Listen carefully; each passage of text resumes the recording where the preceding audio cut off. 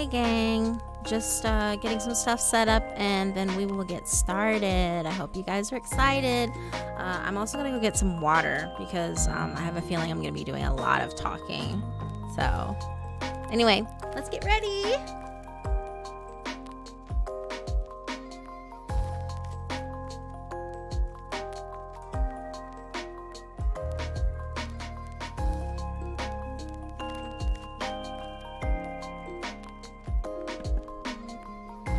Oh my god, hey Tim! Yeah, so everybody get comfortable and I will be back. Happy Friday, yeah. So, get comfortable and we will have a good stream tonight. I am so excited. I have a bunch of stuff ready for you all.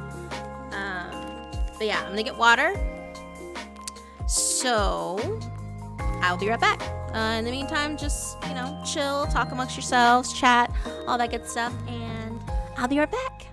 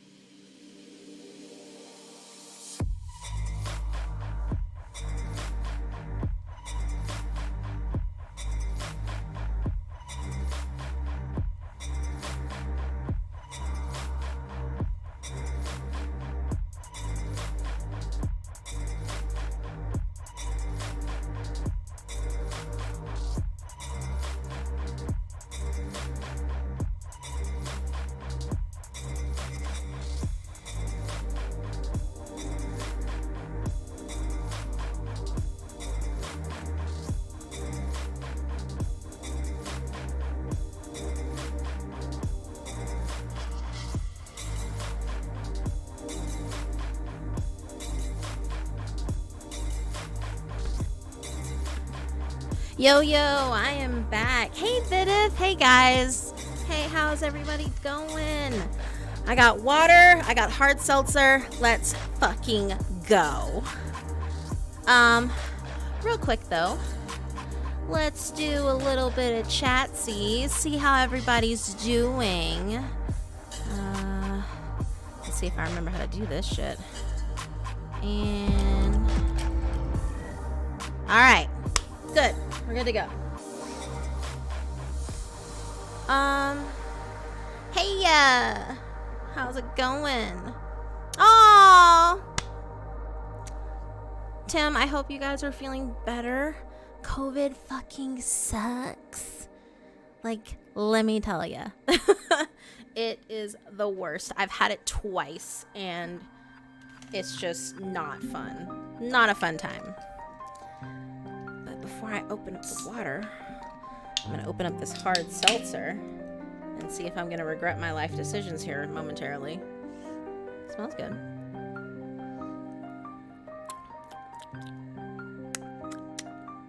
Ooh, that's potent. You know, things have been good. Just doing the whole work thing. Hi, Maria. Yeah, so doing the whole work thing and just trying to like get back into the swing of things. And I don't know if you guys saw me on Twitter, but literally it's been so long since I've like edited videos. I was like, oh my god, what am I even doing? What am I even doing? I don't know anymore. Nah. Dasani makes hard seltzer? That's weird. Well, considering, Queenie, that it is my weekend as of this moment, because I work weekends, yeah, I've been ready for the weekend since yesterday.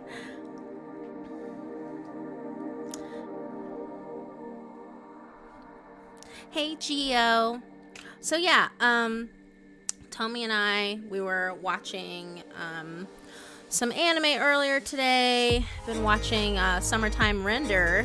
If you guys haven't watched that show, it's really freaking good. I enjoy it quite thoroughly. Aww. Hey, Hopeful Generation. Thanks. Yeah, no, I've just kind of been chilling for the most part, but we were watching anime today, and I got her to watch this anime called Erased. Aw, thank you, Angel. I'm glad you're getting back into writing. Hey, Jack. Yeah, it has been a long time.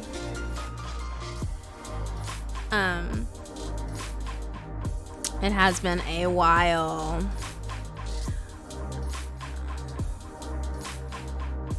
Yeah, I'm alive, Eisenwolf. It's a question mark now. People aren't sure if I'm alive or not. You know, to be fair, that's fair. Erased is so good. I can't believe it was only 12 episodes.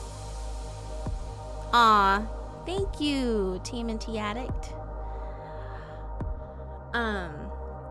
But yeah, so it was good. If you're into like time travel type of stories or whatever, that shit's really fun. But yeah, so my cats are making so much noise. They hear me talking. I'm alive, Vidith. It's good to, good to see you in the, in the chat. Keep into the grind, I see. Super proud of you, my dude. Super proud of you. I'm always here to support you. Feel free to hit me up anytime you want to get some work done. Or if you just want me to have a cameo. I would love for you to have a cameo back in my stuff. That'd be great, actually. To see you again in some of the projects I have coming up. For sure. Let's see here. Just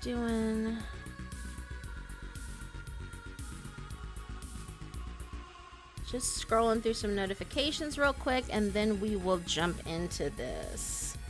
But long story short, we definitely got some stories tonight. So excited. Tomi and I. Aww. Absolutely. Again, super proud of you for the grind. You're cranking out shit, and I am always listening. I may not say much, but I am always listening, and you always come up with some really fucking awesome projects. So, hey, Ram, how are you doing?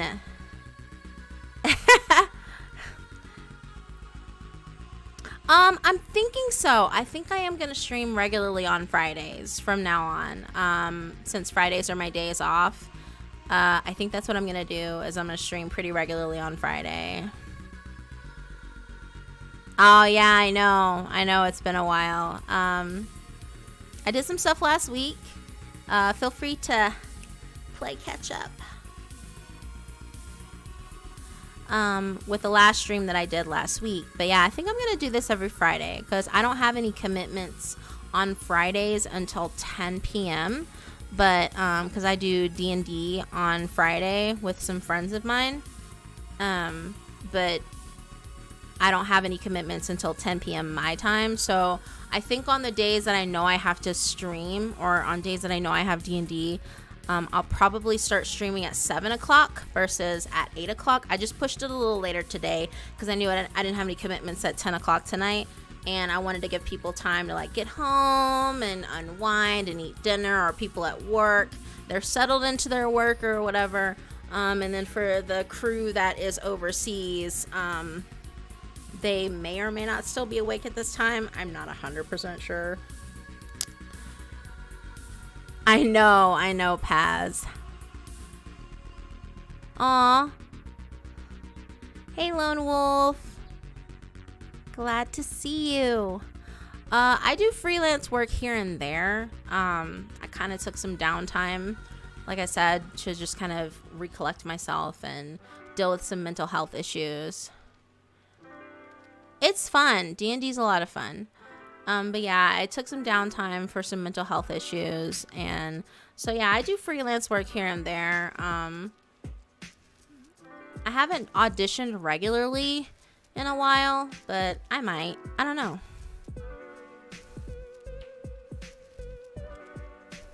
All right, take care, Vidiv. Have a good night. I'm doing good, Ram. Yeah, it's good stuff, good shit. But I don't know, I might get back into it. I might hit the grind again as far as like actual voice work for, a visual novel, or if not a visual novel, maybe like a podcast or two. I was helping Henry and with the podcast Less is Morgue. I'm actually a character on there, and I'm also like a writer on there as well. But I kind of took a break from stuff, working on other projects and whatnot, just because I wanted to chill and kind of, figure some shit out. But don't worry, things are coming, I promise. I have a lot of stuff on the back burner. I did a lot of recording this last week. I have a few more things I have to record, and then I have to remember how I fucking video edited. Because let me tell you guys, it was a while. I opened up Vegas and I was like, what is this? This is Greek to me. I don't know what's going on anymore. Because it's been a while since I fucking did anything like that. So I definitely got to get back on that for sure.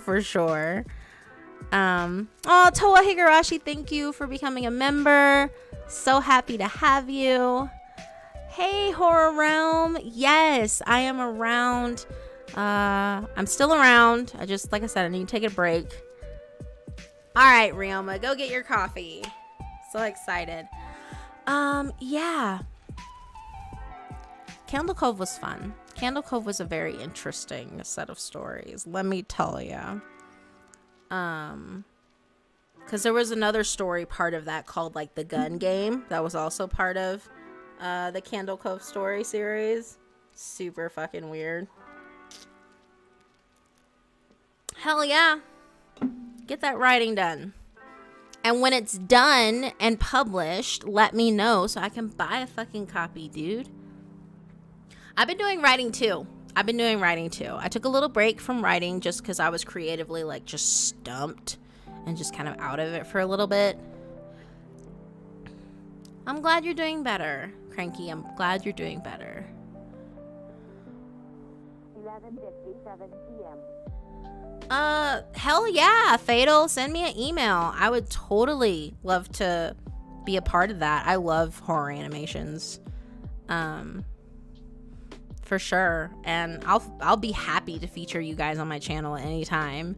For sure, just to get you guys some traction and get some subscribers your way, for sure. So send me an email with details and scripts and stuff, and I would be happy to record stuff for you. Hell yeah, Tim. Of course you know I will be. I love your writing. You and Henry are top tier, is my favorite writers for sure. So anytime you guys ask me to read a story of yours, I would be more than happy to fucking do it. You know what I'm saying? So just let me know, for sure. DM me, email me, whatever. I would be so thrilled to do that for you. I don't know what happened to Dr. Horror. He just fell off the face of the planet. I talked to some people and they were just I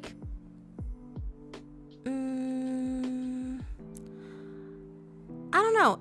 We don't know where he went. Really, we don't know. I was a little worried about him for a little while. I thought maybe he just had health issues or whatever. I know he was struggling health-wise for a little bit, but I hadn't heard anything. Yeah, I was. Matter of fact, Tim, Night Terror in here, he's the one who wrote Rake vs. Dogman. So if all of you guys have heard me or found me because of Rake vs. Dogman, Night Terror is the one you have to thank for that, because that is his epic story. Fucking phenomenal. Like, freaking great writing. Like, I still to this day get comments from people about my performance as Murray on there. Oh, did King Spook come back? I know he disappeared for a little while too. You know, it's kind of weird. A lot of us narrators from back, like the OG narrators, you know, like we're starting to come back out of the woodwork. I don't know why people took a break. I told you guys why I took a break. I couldn't. I just had to fucking chill the fuck out. As far as that was concerned. My favorite dinosaur? I think my favorite dinosaur would have to be the ankylosaur or a stegosaurus. Probably the ankylosaur though, because they look like, I can't even describe how they look. They look like a cross between like a turtle, but they have like the spikes on the back of their shells, kind of like the turtles from fucking Mario, but then they have like the iron club tail. Really fucking like cute but dangerous in a way, if I was to describe them, you know. Aw, thanks Phantom, thanks for becoming a member, appreciate you.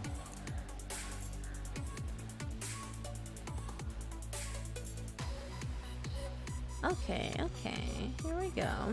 Oh, by the way, guys, Tomi has been working on a Discord for the community. It's not ready for launch yet. We still have a few things we need to do. We got some bots we need to get in there, and we have some roles we need to fix. But Discord will be ready. I'm hoping to launch it sometime next week. I know I said it would take about a week to get done, but she got sick, and then I was dealing with work stuff. I ended up having to work by myself this past week on Wednesday. I don't know. I mean, I really don't know where he is. Like, I used to have regular contact with him, but I mean, we just stopped talking, so I don't know what happened to him. I'm hoping he's okay too. But yeah, if anything happens or if I get any updates, I will definitely let you guys know. Or if you guys have updates for me, please feel free to reach out and let me know. Yeah, so it's pretty interesting.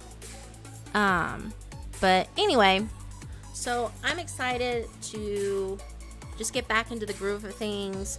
And of course, the old like format of us reading stories together on the live stream live, that's coming back tonight. Super excited. It's coming back tonight. And then of course we will also just like, of course we'll chat and hang out and all that stuff for the streaming on Fridays. But I'm gonna get back to like, you know, 9 hours, 9 persons, 9 doors. Unfortunately, V cannot be in the stream with me unless she takes the day off, because she works on Fridays now. We used to have the same days off. I used to have Friday off with her, but since her schedule changed, now she has to work on Fridays and Saturdays versus her being off on Fridays and Saturdays. So if we do continue 9 persons, 9 hours, 9 doors, it'll have to be without V. Or if people still want to, like, you know, hear us be ridiculous, it'll have to be on a Monday. It'll have to either be a Sunday or a Monday, but it'll be a late night stream, because on a Sunday I won't get back until 9:45 my time. She'll be off, but it'll have to be a late night stream, so we'll probably go an hour later as of this moment. All right, take care, Lone Wolf. Have a good night.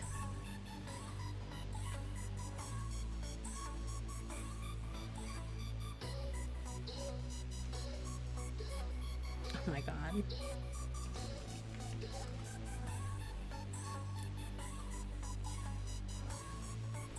Oh, don't worry about it, Angel.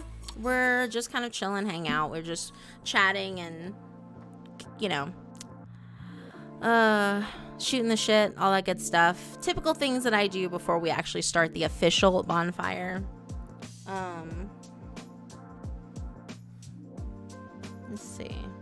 Oh, there you are. I was about to be like, tell me where you at. Like, I haven't seen you post in here not one time yet. Starting to get worried. So are you guys ready? Are you guys ready, for the bonfire? Are you ready for it? 'Cause I'm ready for it.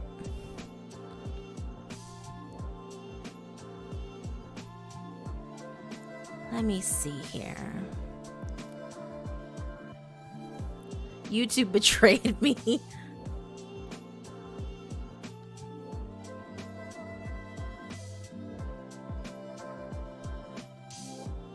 Okay.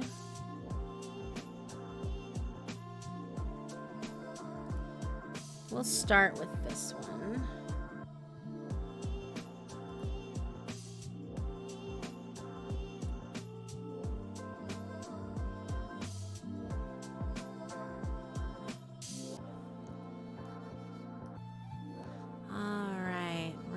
This over here and move this over here. Alrighty, and then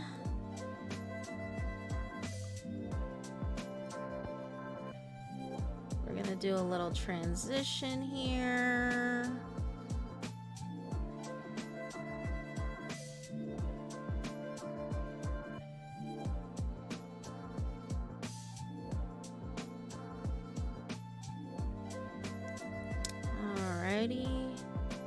And we're gonna stop this real quick and see what we can do.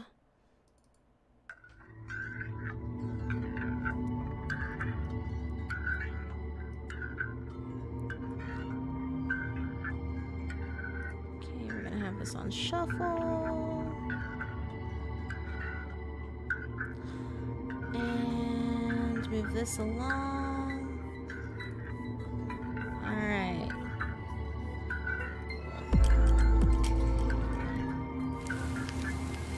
Okay.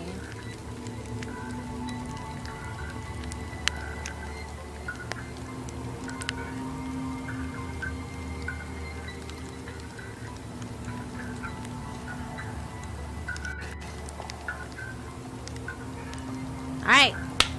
Bonfire has officially happened. We have our fire going. And let me pull up the chat. Hey Hussein, how are ya? Alright. First story. It's titled Endless by William Rain. And I will link the story to you so you can read with me as I read aloud.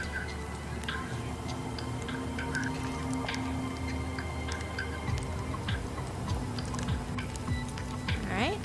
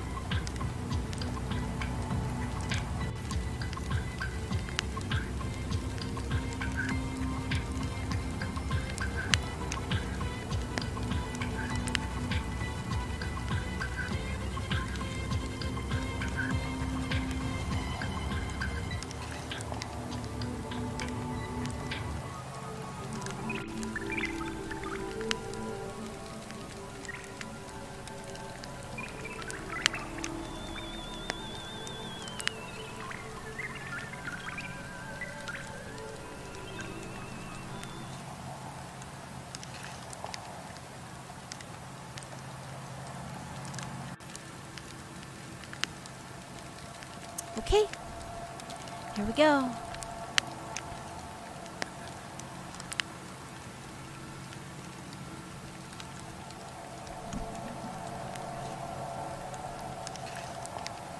Horror is subjective, there's no denying that. I have told my story to others over the years, to which some have claimed that it was no more than a sob story, masquerading as horror. As I said, subjective. Were I to tell you of the molestation my father's brother forced upon me before I was old enough for my mind to even be able to rationalize it, I would imagine this would not quite qualify as horror, to some. To me, it most definitely was, but to a reader, perhaps not quite. Of course, this is only the beginning of my tale. My childhood home was located in a small town on the outskirts of London. When my father, who was not expected to return to the house for many hours, as he was attending a very important business meeting in the city, arrived back home just in time to witness my uncle's abuse firsthand, I bore witness to a very different brand of horror. One far more akin to the more traditional expectations of the genre, I would think. Though he used no more than his bare hands to subdue his older brother, there was very little life left in the man by the time my father summoned the authorities to our home. The police were remarkably understanding about the actions of my father, so he would face no prison time for leaving my uncle bound to a hospital bed for a great many months. Though the events which played out before my eyes left quite the stain on my already troubled soul. Though tears filled my eyes due to what my uncle forced upon me, I can still clearly see the pounding of my father's fists splashing scarlet streams across the walls. Yes, I would describe to you in vivid detail the swollen and splitting flesh of my abuser's face, tearing away in grizzled chunks as my father waged his rage-fueled assault. But that would be far more gratuitous than necessary. Again, perhaps more to the liking of those looking for a more expected horror story, but still unnecessary. Only months after that day, we fled the country, with my parents hopeful that I would push these memories away into the black. We relocated to the States, where both my mother and father would go on to find far more lucrative employment than they had previously achieved. My father was something of a businessman, though I cannot tell you much more than that, as I cared little for such things in my youth. My mother was a teacher, finding her place amongst the faculty of a well-respected college just outside of the town in which we lived. I will neither include the name of the school nor the city in question for reasons you may understand quite soon. I was nearing 12 when I woke in the middle of the night due to the nightmares which still haunted me in the dark. While I lay still behind the protective comfort of my closed eyelids, as I sat straight up in my bed, still reeling from the distorted memories of the troubled times gone by, I noticed the light beaming from the red-painted shed which rested behind my home, though the window parallel to my bed. Though the terrors of my youth left me skittish and weary of just about everything, I was also overburdened with a growing curiosity for anything that struck my mind to be of interest. As such, I took it upon myself to investigate the small wooden building my parents would keep hidden from me behind a large metal padlock.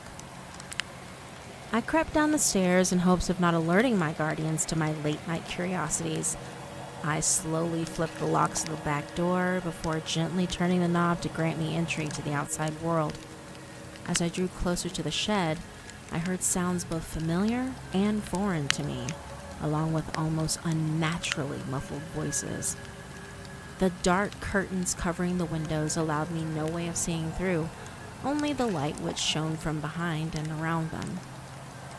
It would seem, should I hope to quench the thirst of my curious mind, I would have little choice but to enter.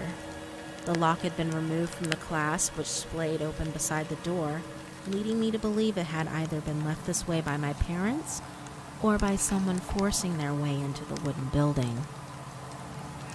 Though my skin trembled both with anticipation and fear in equal amounts, I reached a shaky hand to the latch of the simple door. As I slowly turned the handle, pulling the door ajar, I felt my jaw hanging wide, while the blood drained from the upper half of my body.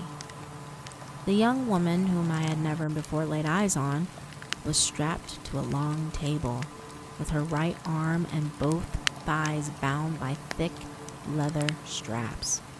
She feebly moaned through the rag, which had seemingly been forced into her mouth, while my father sliced through her flesh before me. He had not noticed my arrival, as he appeared fully consumed by the task at hand. He wore blue denim overalls, which were spattered with both dried and fresh specks of crimson and ruby red stains. The blade within his grasp was long and jagged, causing sounds not unlike the tearing of thick fabric while he sawed into her. Her movements were only subtle, as there was very little holding her together into one solid structure anymore, and I had to believe her suffering had almost come to a close. There were deep gashes all over her, along with gaping, meaty holes where clumps of flesh and muscle once sat in place, now layering the plastic-lined floor. Both of her legs had been removed below the knee, while my father worked on separating her left arm at the shoulder. As the bone and tissue finally gave way, I audibly gasped as the arm fell to meet the discarded legs and grizzled shrapnel on the floor. When my father turned to face me with streams of scarlet across his face, his own jaw fell wide upon meeting my trembling gaze. He dropped his blood-soaked blade to the floor while slowly pacing toward me with his arms outstretched and his eyes wide and glassy. I had not even realized the burgeoning scream which bellowed out from within me and already been lurking in my throat in preparation for its release. As I fled from the man who now softly called my name into the night, my wailing yells awoke an array of sounds through the sporadic neighborhood in which my home was located.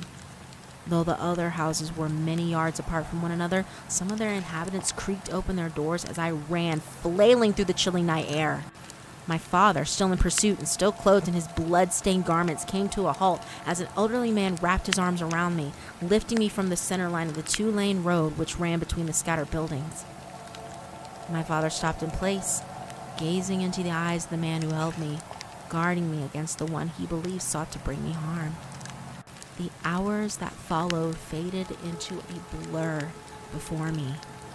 Once more, the authorities arrived at the home I shared with my loving parents, this time to transport the one who saved me from my uncle's ravagings to a far less than enviable and uncertain future.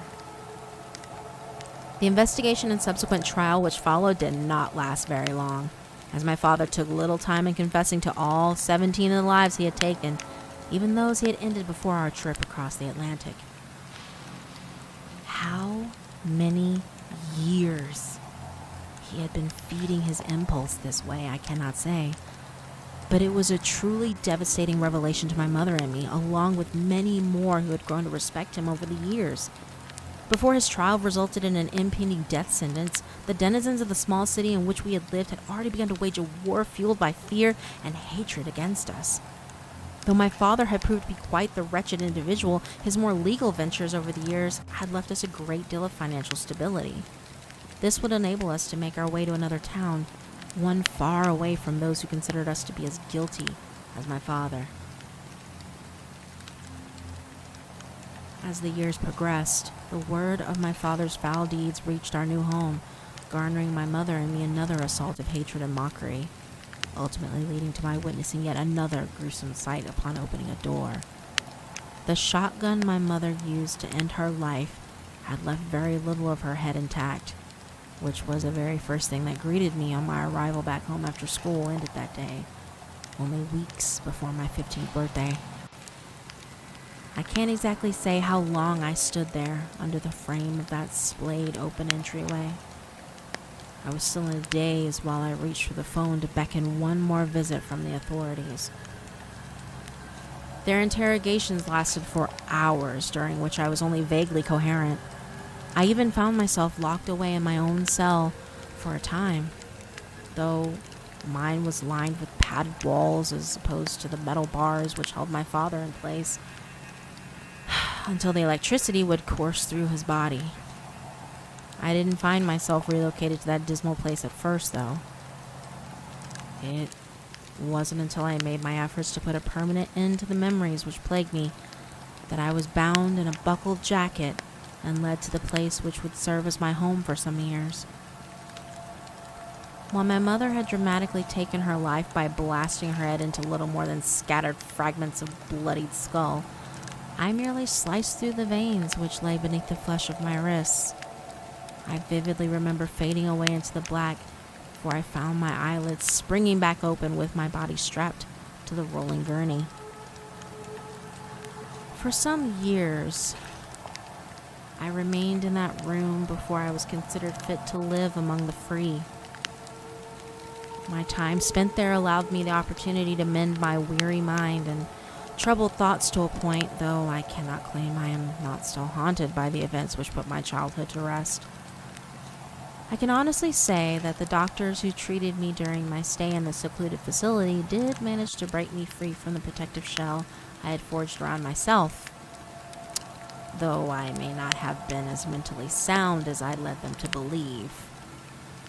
Still, had it not been for their intervention, I would surely have made further efforts to end my suffering far sooner. Once I was permitted to leave the institution, I was finally ready to make my way in this world. I was nearing 19 years of age, so I would be able to claim that remained of my father's fortune. My mother had apparently put a great deal of planning into her departure from this world, having transferred her accounts into one under my name. Though our cross-country relocation, along with the subsequent years she and I had spent attempting to hide from my father's legacy, had depleted them somewhat, there was still more than enough for me to make my way back to my home country, while affording me my own house upon my arrival.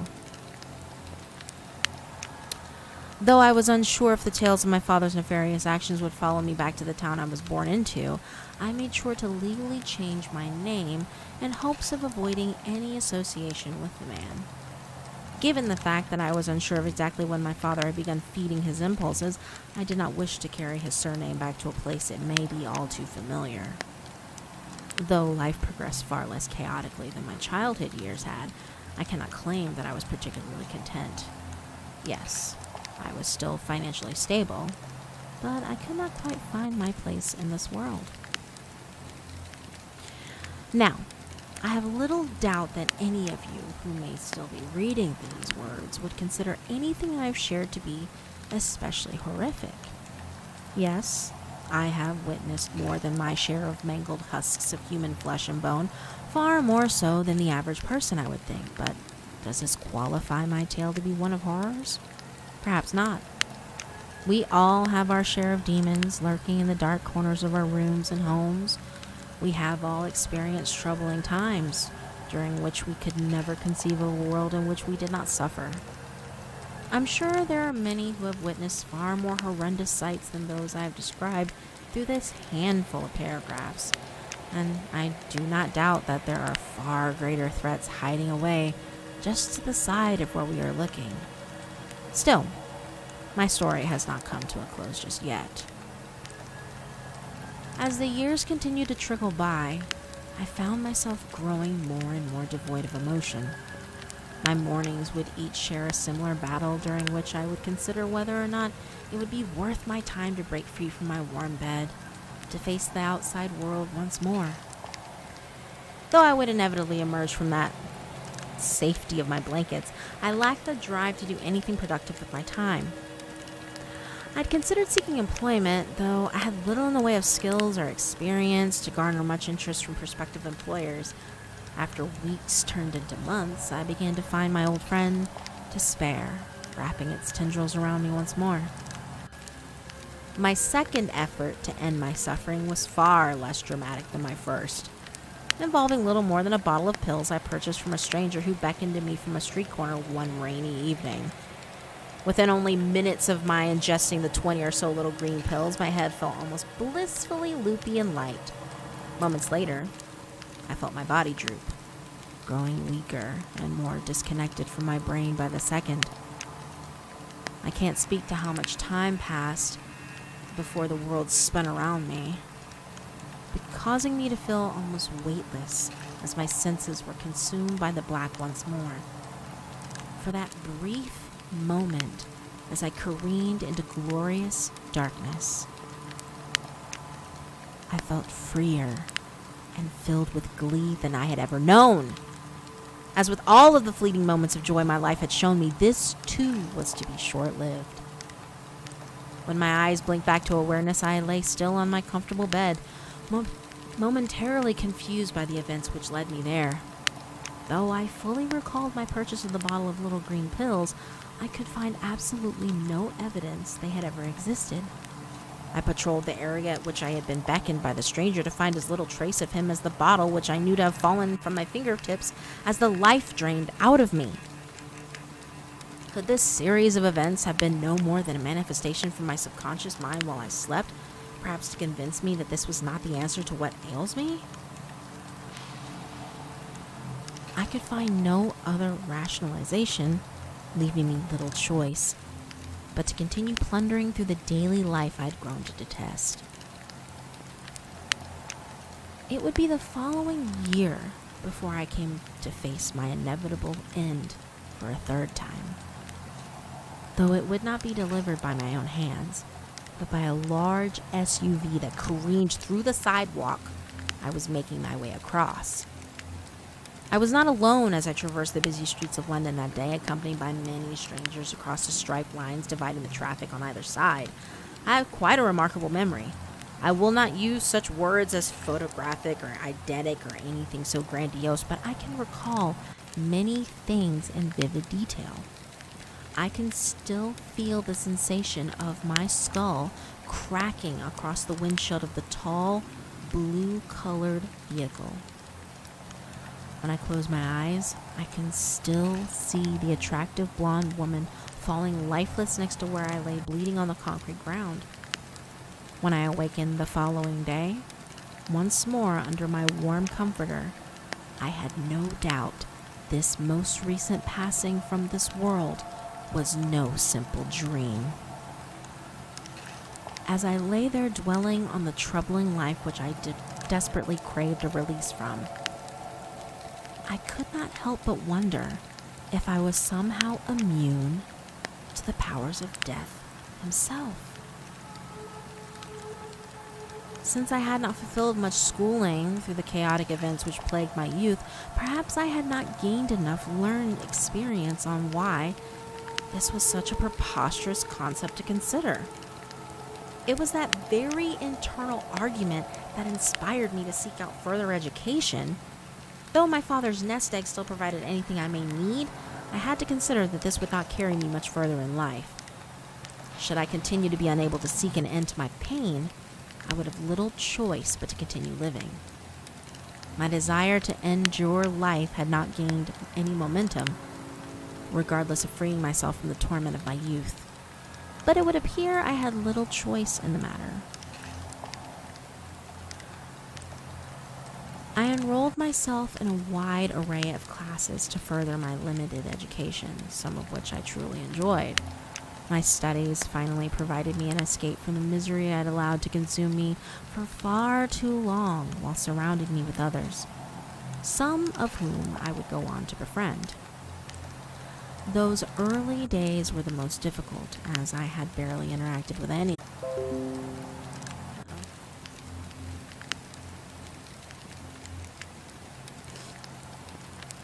I grew quite close to my new friends, Clarence and Rory, over the years I spent attending classes in their company. They would go on to be the only confidants I had ever known.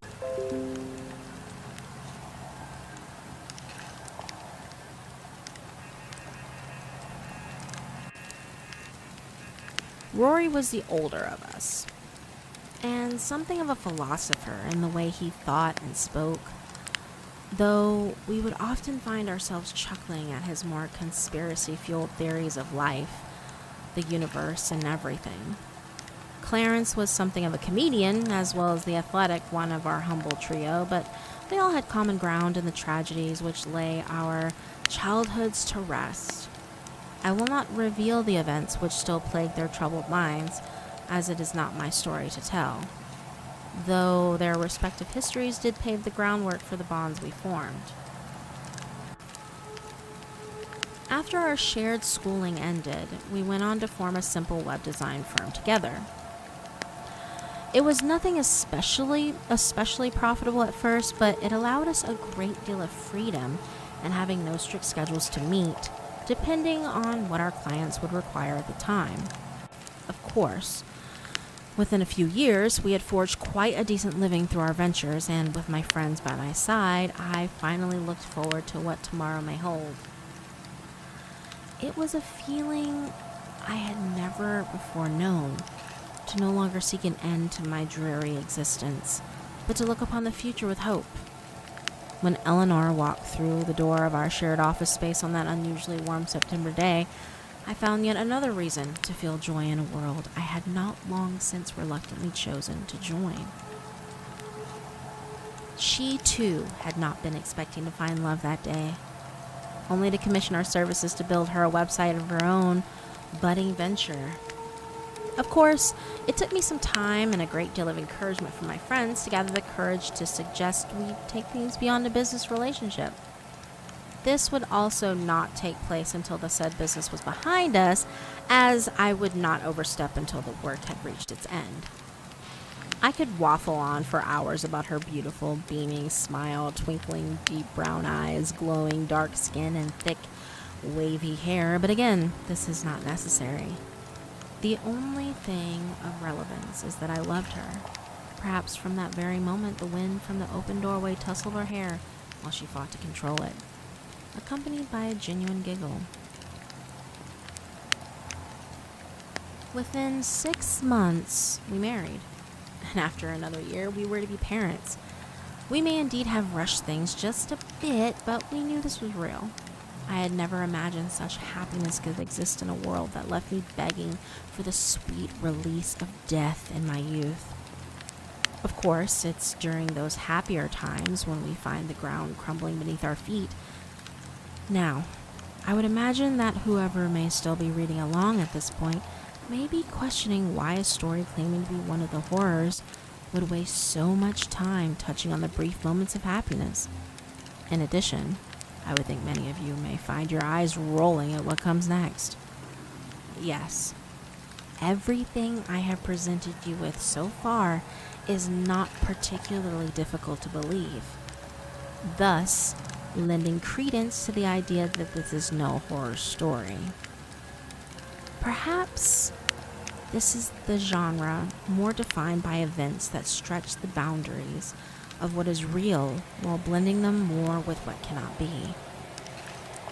Still, I do believe I shall have to request that you perhaps take a little bit on faith as I continue, though you surely have no reason to trust my words. Some may have more of a clear understanding of the occurrences I will be sharing soon, though I cannot speak as to whether or not any such person may come to read this. Once my tale has come to a close, I do not doubt that many who may have looked upon these words will still think of them as no more than the ramblings of a madman. In truth, I cannot deny this may very well be the case, though I still vividly remember every single detail. Eleanor and I had chosen to spend the weekend in Brighton, as we were both fond of the beach as well as the exemplary museums the city housed. It was mid-August. The sky was almost cloudless and a more vibrant blue than I had ever before laid eyes upon. Of course, it could simply be that I hadn't always paid attention to such wonders, as my outlook had always leaned more towards the negative. My lovely wife was still within her initial months of pregnancy, though she had experienced some weeks of crippling nausea.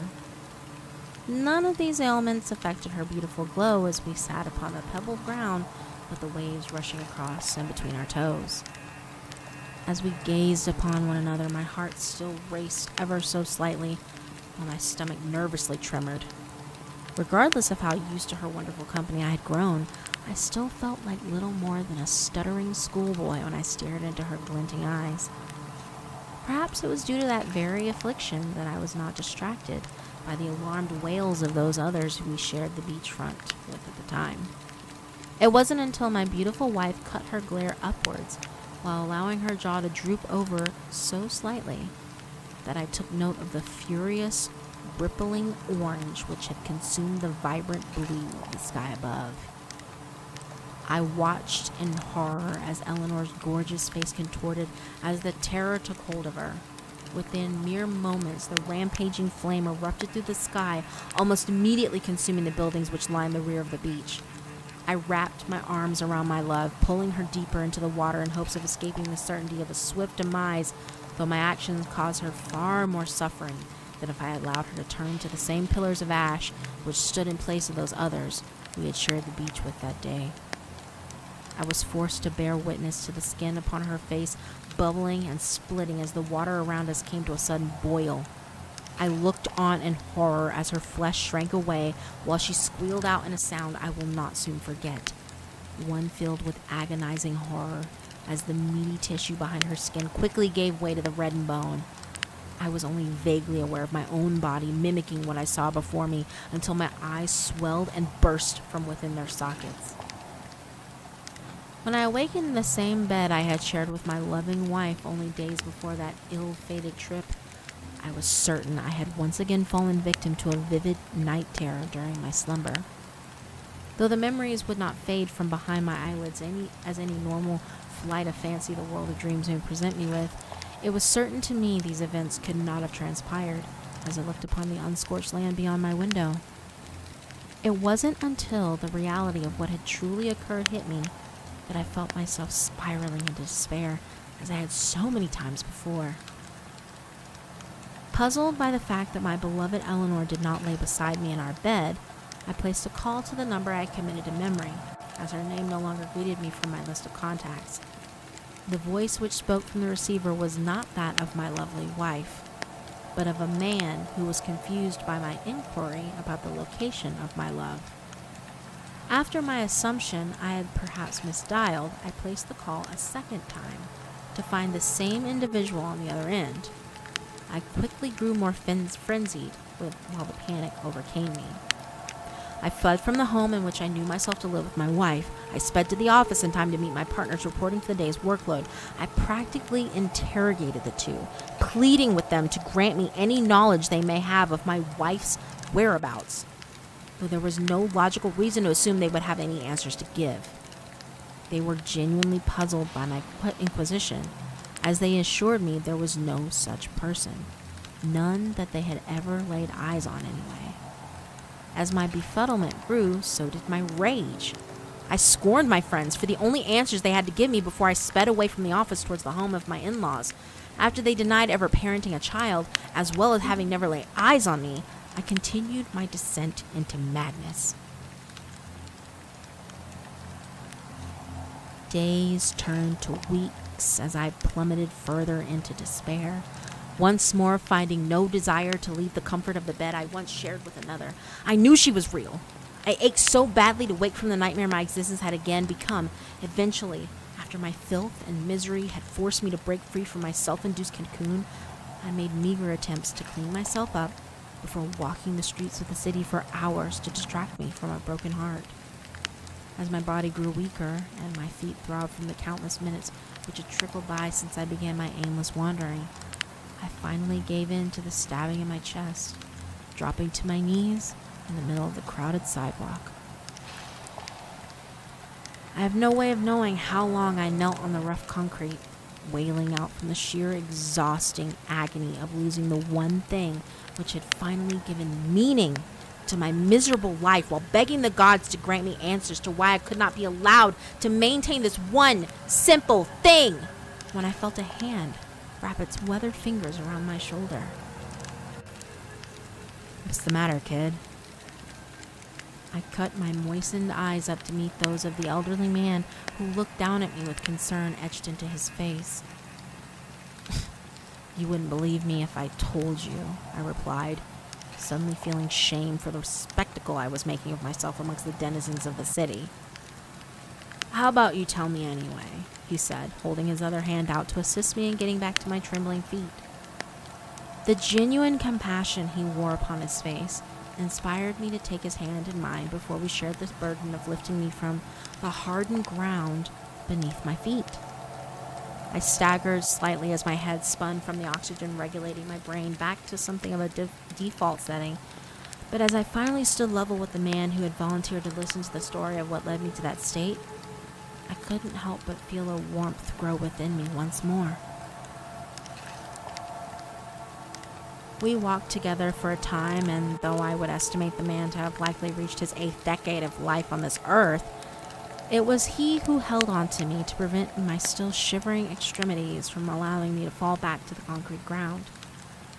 He did not speak a word as I spilled the words from my lips, covering the entire history of my life as I have recounted it to you through these paragraphs. His compassionate expression did not waver to the slightest, even though my recollection of this sudden world-ending catastrophe, which had claimed the very existence of the woman I loved with my whole heart and tormented soul. The words he spoke after I finished my tale were not what I expected to hear. "You ain't the only one who remembers it, kid." Not only did this practically cause my heart to skip several beats, as I had begun to convince myself that all of this madness had been a manifestation of my traumatized mind, but it also awoke something of a ray of hope within me. I just stared with wide, unblinking eyes as he continued. "Can't rightly say why there's so few that remembers these things. Hell, I can't even imagine why any of us do, for that matter." Though I had lost the one shining light in my life, I still felt my skin shudder, not from the pain of what I had lost, though that still haunts me to this day, but the fact I may not be alone after all. It was probably 73 the first time I died. Vietnam. Still remember every second of it, too. He glared off into the distance as he spoke, wearing the same expression my weary eyes had shown me in the mirror many times before. "Always assumed a landmine would be quick, for that day. Should have been paying more attention, tell you the truth. Felt my leg blow apart before the shrapnel ripped into my guts. Ain't never felt pain like that before then.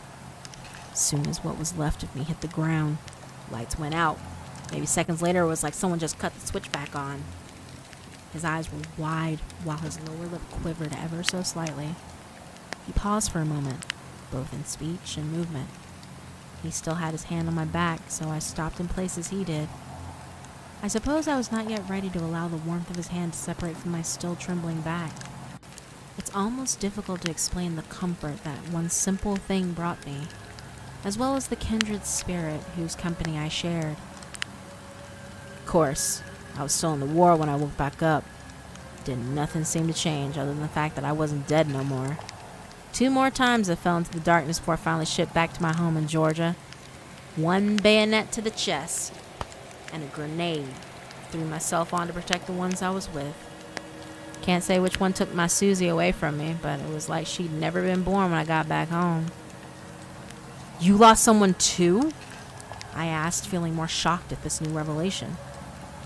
"She's only the first, kid." He gave me a forced half smile while a tear trickled from his left eye. "Why?" I asked. "Why does this happen?" He just gazed in my eyes for a moment before gesturing with the tilt of the head for me to follow him to the park bench, which sat to the side of the pathway we had all been traversing. We sat beside each other while I still glared into his time-worn face, almost mesmerized by the man who appeared to have seen far more pain in life than I had. He reached into the pocket inside his coat before pulling a wrinkled cigarette pack from within. He tapped it on his leg a few times before unwinding the transparent plastic seal from the top. He flicked the bottom of the pack with his fingers, ejecting the tip of 3 tan-colored filters to varying heights. He pulled the one protruding furthest from the others before slipping it between his lips. It was doubtlessly a dance his hand had performed countless times over the passage of the decades, as his absent eyes gazed into the night sky while his muscle memory took control of the task. As the small flame ignited from the tip of the wooden match to light the far end of the cigarette to a soft orange glow, I felt tension course through my bones as my mind flashed back to the solar flare which had scorched the earth only weeks before. The stranger inhaled deeply before allowing the thick plume to drift out into the light wind. He glanced towards me, giving me a far more natural and sincere smile than the last. "I remember the fire too, kid." I allowed fresh tears to stream from my eyes. as we looked at one another. Clearly, he could relate to the burdens I had carried for so long, and that alone brought me a peace I had not yet known.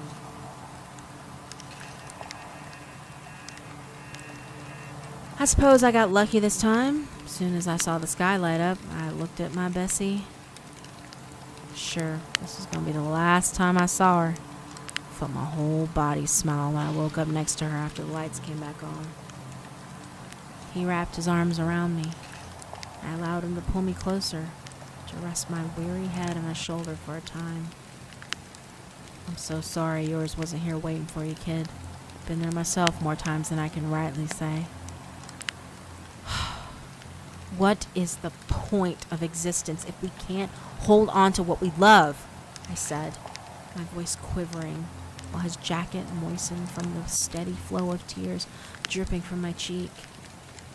Ain't got no choice, really. Near as I can figure. This is just the way things work. So we're meant to endure this? I asked, feeling hopelessness grip me once more. Can't say why some remember and others don't, but my preacher, back home, always said the soul was immortal. The way I see it, most folks ain't got no idea how many times they died over the course of their lives. They just wake up somewhere as new, with memories that came with it. In their mind, they ain't never been nowhere else, so they don't remember what they had before. Hell, could be most others just die the normal way, as God intended, and we're the lucky few. He chuckled, though his eyes still blankly stared out into the world before him.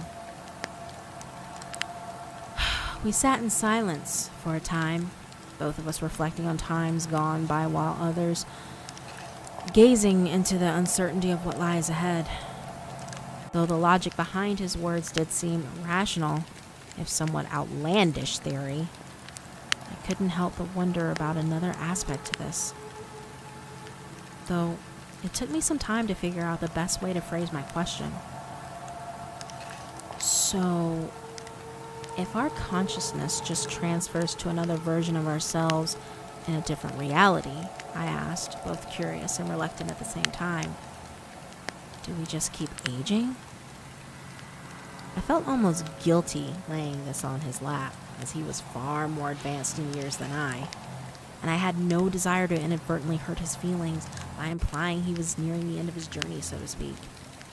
When the laughter erupted from him, I cannot say I wasn't a little surprised, though, somewhat inspired to share his sudden levity. Couldn't tell you, kid, he said, still chuckling while wiping the jovial tears from his eyes. Maybe after the body finally gives out, maybe then you get to move on to one of them other places they talk about in the books. Could be we all got a timer we gotta let run out before we can see what comes after. Once more, we sat quietly, sharing the light breeze the night air cast upon us.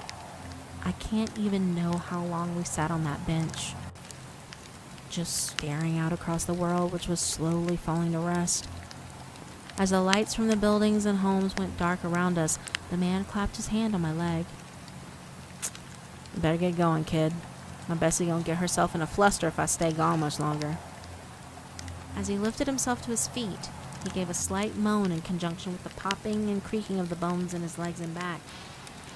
He looked out to the path ahead, which I assumed would lead him back to his home, before he started to saunter away from me. He began to speak one last time, without turning to face me. Can't say why, but the birds always know when the end is coming. I just stared at the thin white hair across the back of his head, softly blowing in the subtle wind. You see him cluster and make for the west. Ain't long after that. He barely moved as he spoke these final words to me. It almost felt as though he was only vaguely aware he was sharing these thoughts with me. I'll be 87 this time next week. I've seen the world end a total of 3 times over those years, and the birds always do the same thing. Don't know how they know it's coming, but they always do. He finally turned back to face me with a somewhat friendly smile, but a certain melancholy behind his eyes. Take care of yourself, kid. See you on the other side. With that, he gave me a wink before strolling away from me to be consumed by the darkness surrounding the bench upon which I still sat. Though I never got the old man's name, nor laid eyes on him again, I recognized his picture in the newspaper a year or so later. The obituary read that he had died due to advanced cancer, which had consumed his body from the inside out. I can't help but wonder if he's still awakened the following day, hopefully next to his loving wife, or if he finally found out what lies beyond this world and its infinite clones. Since that meeting with the elderly man, after almost careening into an abyss from which I could have surely never escaped, I chose to make an effort to not only endure this endless life, but to perhaps enjoy it for what it is. Though I may never again find my beloved Eleanor, I did begin seeing someone new. Kathleen is a truly incredible woman, and though I cherish each and every moment we spend together, I will not allow our relationship to advance as its predecessor did. Though my future is far more uncertain than most, I will never allow myself to entertain the notion that anything can last. As I finally come to the end of my tale, though my life has had more than its share of very personal horrors, I would imagine mine would not necessarily fall under that category. Regardless of which genre is more suited to the story you may still find a little too far-fetched to believe to have taken place, I do appreciate you accompanying me on this journey through my history. Perhaps you will still see these words as little more than the ramblings of a disturbed mind. Of course, I cannot deny that may very well be the case, but I would ask that you take one small piece of advice from this. Look to the skies from time to time. In recent weeks, I have noticed the birds forming unusual groupings. It may simply be that time of year during which they feel the urge to migrate, but it could be something else entirely.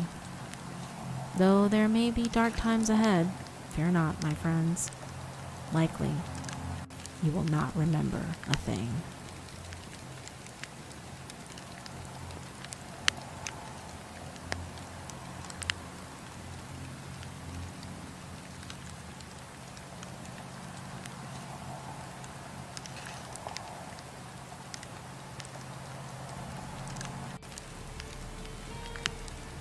Hello. All right, that was actually a really interesting story, and I saw people's comments in the chat.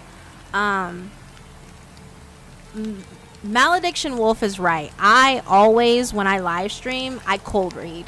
I never read anything ahead as far as stories that I pick. I never read them ahead of time. I'll go and look for stories, but I never read them ahead of time. I read them live, cold read with you guys, so we get to experience the story together.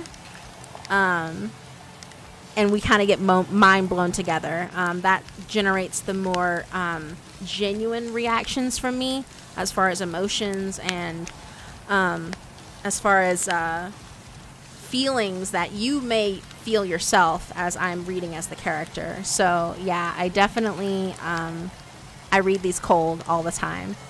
But Natinator is also correct in that I always, when I am reading though, for those of you who wonder why I'm able to read so smoothly without tripping over myself, it's because I read the next sentence as I'm reading the first sentence. So basically I'll read the first sentence out loud, but as I'm reading that sentence, I will read the next line as I'm basically reciting what I'm saying. So whatever I'm saying is coming through, but I'm actually reading the next line as I'm saying the previous line. It's a weird skill. I don't know. It's a weird skill that I have. I don't know. I've always been able to do it for as far back as I can remember. And it also helps that when I was younger, my mom, when I was just learning how to read, hey, Ghost TV, I think someone is working on putting timestamps in the video after it uploads. Aw, thanks, Mark. Thank you, Angel.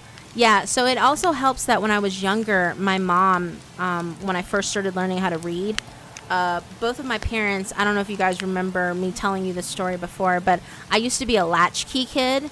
And so one of the things that I had to do after I got done with my homework and stuff is I would have to read a storybook. And my mom made me record myself on a boombox with the blank cassette tapes. I would have to record myself as I was reading other stories, so that when my mom came home and she would be like cooking dinner or like cleaning around the house, she would listen to me reading these stories on the cassette tape, while I was while I was playing in my room or something, or watching TV or whatever, just for her to like make sure that I was enunciating things correctly. Because for those of you who don't know, I'm half Korean. So when I moved to the States, my mom was really worried that I wasn't going to be able to pick up English very well growing up. So she made me read stories out loud once I learned how to read, and make sure that I wasn't I didn't have an accent, or I was stumbling through words, or I wasn't struggling how to read. So that's pretty much how that happened. That's what my mom did. So that may be part of the reason why I'm so good at like reading out loud, but also reading the next sentence as I'm reading the previous sentence out loud. You can always attribute that, I guess, to when I was a child. I've just been doing that since I was a kid, essentially. So it helps with narrating for sure. I've always gotten compliments from people saying how flawless I read live, because everything that I read on live stream is always a cold read. I never read ahead of time. So sometimes if there's like grammar problems or there's like typos, you might see me pause for a second, and it's because I have to refit the sentence so it makes sense to make up for maybe a grammatical error or a punctuation error or a typo in the script. That's why sometimes you'll hear me pause in a live stream for a second. So I'm just like, I have to think about rearranging everything so it makes sense when I say it out loud versus as it's actually written. If that helps. Do I read fast when I'm reading quietly? No, I think I read at the same pace. Sometimes I alter sentences, yeah. Because if they're grammatically wrong, or if something doesn't make sense, or if it's one giant run-on sentence, I kind of pause where punctuation should be, and it'll make more sense. As far as when I'm reading, I don't know, I feel like I read at the same pace. I feel like if something feels rushed, or if something exciting or thrilling is happening, I read a little faster. But for the most part, I think I read at a general pace, with intonations here and there from my voice, because as you guys know, I cannot stand listening to a narrator who just is reading the story to you and not telling the story to you. It's like, if I want to be read the story, I'll just read it myself, you know? I want to be told a story. I don't want to be read a story. So, if that makes any sense. Aw, thanks, Mark. Alright, well, go to sleep, Aquanort. Be sure to check out the video after it's uploaded. I probably got 2 more stories in me, guys. 2 more stories, and then we're going to wrap up the night, okay? That's funny. Of course. Happy to have you. Always happy to have you. Yeah, so I got 2 more stories in me. I'm going to make sure they're kind of longish so you guys can get some nice meat out of this. They'll probably be about as long as the story that I just read. Nice 24 to 30 minutes, you know. Something nice and meaty for you guys to listen back to and enjoy. Let's see what else do we have. That was the first on the list. Let's see. Let's copy this link. was actually a good story. I might actually have to like properly narrate that and put that on the channel. What do you guys think? Do you guys think that's a good idea? Should I do that? Oh Lord, I've been pinged. Okay, it's just a regular announcement. But yeah, what do you guys think? Do you guys think I should just like actually read that on the channel and like put the bells and whistles in there and shit, like with background music and sound effects, like proper background music and sound effects, excuse me, versus like the standard background track I have going right now? Like, what do you think? You think I should do that?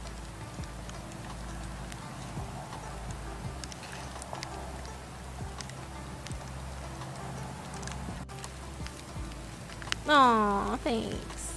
Yeah, thanks. Hey, Frank. Okay, okay. Yeah. All right, I'll have to do that then, because that was actually a really interesting story. I like that a lot. It's kind of cool. Wow, Tommy, you found another story by this guy? Hold up. Let's see how long this is going to be. Oh, this is a shorter read?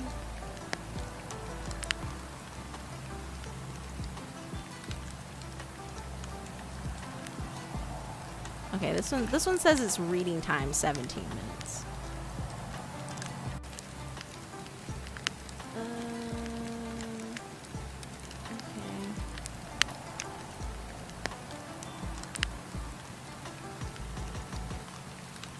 Okay, this one's a little shorter.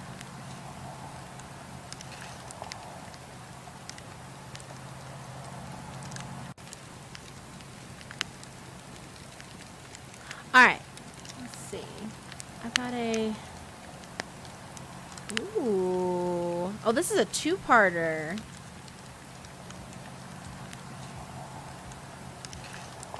Ooh.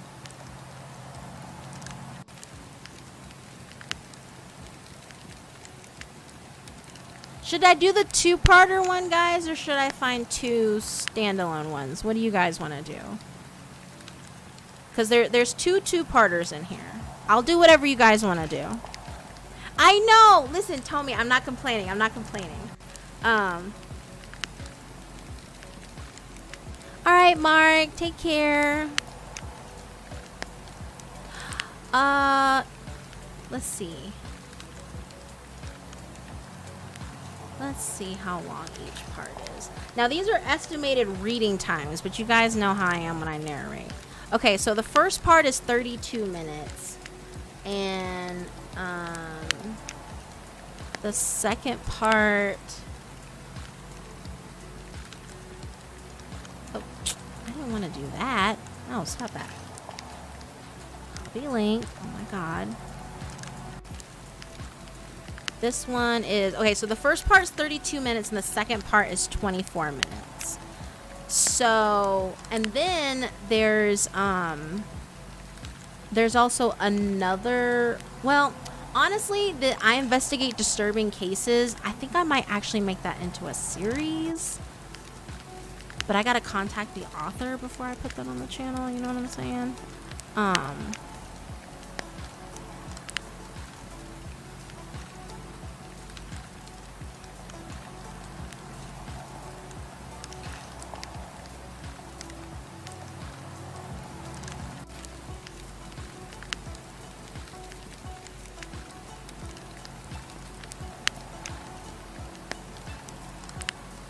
Okay, so I don't know. Is the Parallel Worlds one like? Is there 3 parts or is it 2 parts? Tell me, help me. Oh, there's a part 3. Oh shit.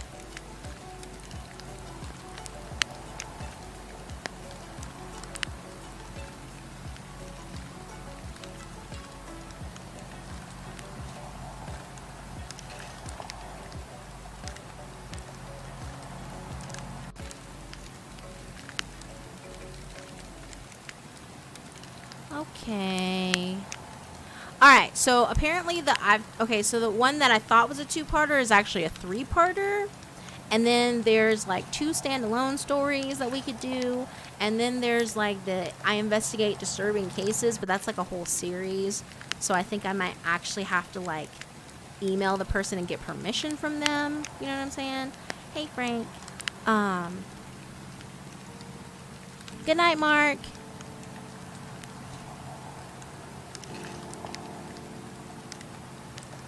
Tales from the Gas Station Saga.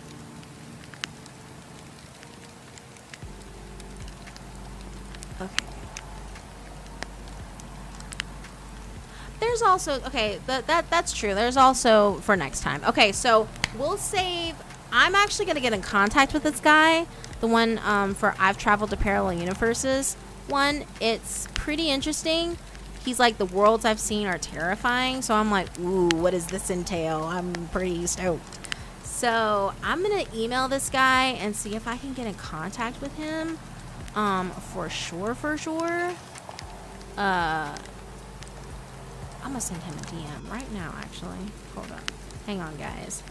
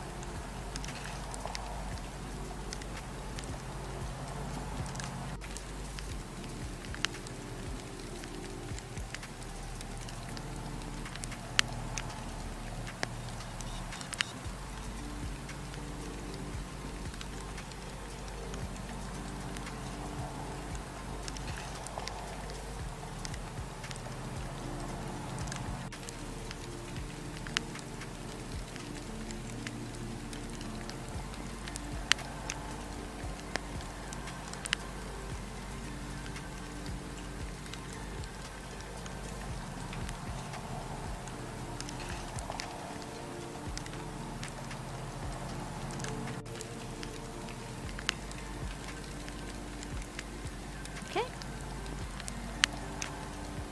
Alright, I've messaged him. I sent him a message. Alright.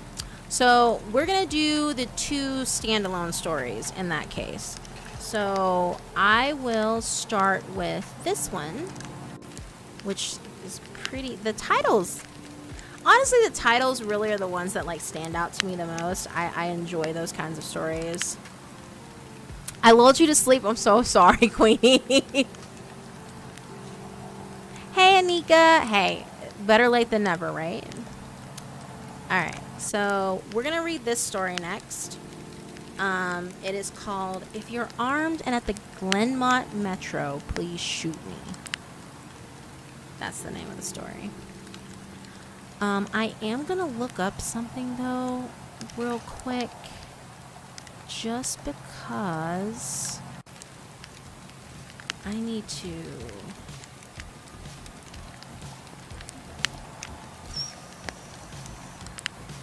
Let's see. We're going to look up. Alright, 1 second, guys. I gotta make sure I know what the hell I'm saying. So why is my DB so loud?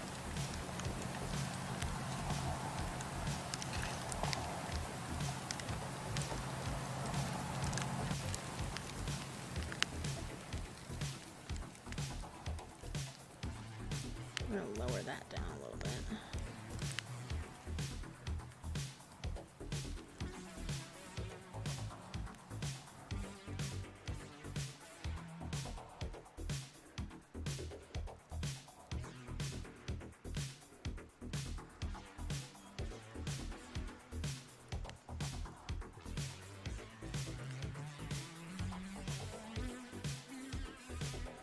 Alright, 1 second here.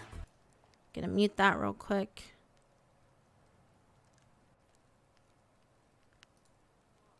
Okay, that's what I thought. That's what I thought. Alright. I just had to look up something real quick before I make a total ass out of myself. Alright. So we're gonna get started here. Let me find an appropriate track. Nah, we're not gonna use that one. I'm gonna pause real quick on that. And no, I'm not gonna do that one either.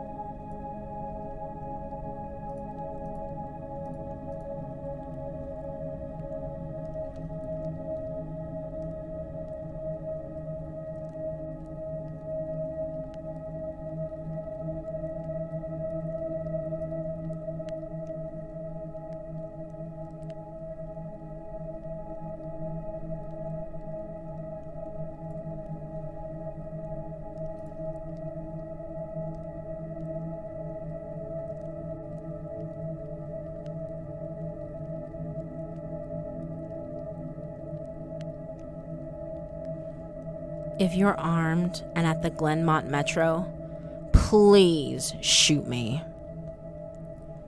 Make it a headshot. Shoot me in the temple, aiming slightly downwards. I need the bullet to travel the shortest possible distance through my brain before it hits my hippocampus. If I'm lucky, the sensation of the gunshot ripping through my skull will only last a few decades. As awful as this sounds, you'll be doing me an enormous favor. Death by a headshot as soon as possible is vastly better than the alternative. My ordeal started over 10,000 years ago at 10:15 this morning. I earn extra money by participating in drug trials. I'm a so-called healthy subject who takes experimental drugs to help assess side effects. Once it was a kidney drug. A few times it's been something for blood pressure or cholesterol. This morning they told me the drug I took was a psychoactive substance intended to accelerate brain function. None of the drugs I had tested so far have ever done anything for me in the recreational sense. In other words, none of the drugs I've tested have given me a buzz, a killer buzz, or mellowed me out or anything. Maybe I've always ended up the placebo group, but nothing I've tested had affected me at all. Today's drug was different. This shit worked. They gave me a pill at 10:15 and told me to hang out in the waiting room until they called me back for some tests. Only about 30 minutes, the researcher assistant told me.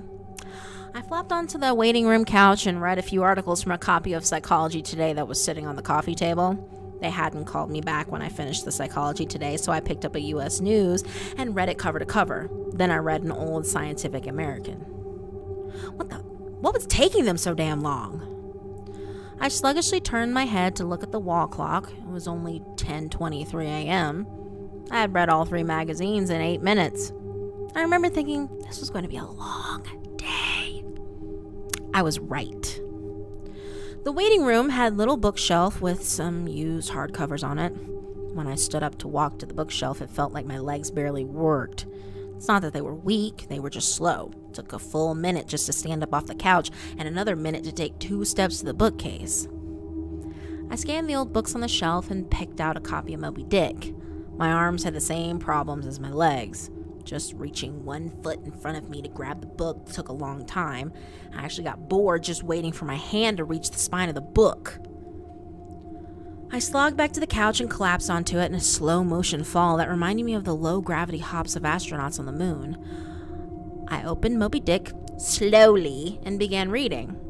I started with Call Me Ishmael and got as far as Ahab throwing his pipe into the sea, which was all the way to friggin' chapter 30 before they called me back. How are you feeling? The research assistant asked me. I feel slow, I said. Actually, it's the other way around. Everything seems slow because you're so fast. I was like, but my legs, my arms, they're moving in slow motion. Your body seems like it's moving slowly because your brain is fast. Your brain is running 10 or 20 times faster than normal. You're thinking and perceiving reality at an accelerated pace, but your body is still constrained by the laws of biomechanics. Frankly, you're moving much faster than a normal person, she pantomimed a jogging motion. But your brain is running so much faster right now that even your fast walk seems very slow to you. I thought about my slow motion flop onto the waiting room couch. Even if my muscles had slowed down, my body would still react to gravity the same way.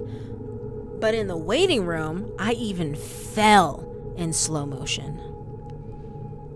Slow muscles couldn't explain why gravity seemed weaker. My brain was going at warp 10. That's how I managed to read 3 magazines in the first 30 chapters of Moby Dick in 15 minutes. They ran a series of tests on me. The physical tests were fun. They made me juggle 3 balls, then 4, then 6. I had no problem keeping 6 balls in the air because they just seemed to be moving so slowly. It was boring, frankly, waiting for each ball to move through its arc so I could catch it with my slow motion hands and toss it back into the air.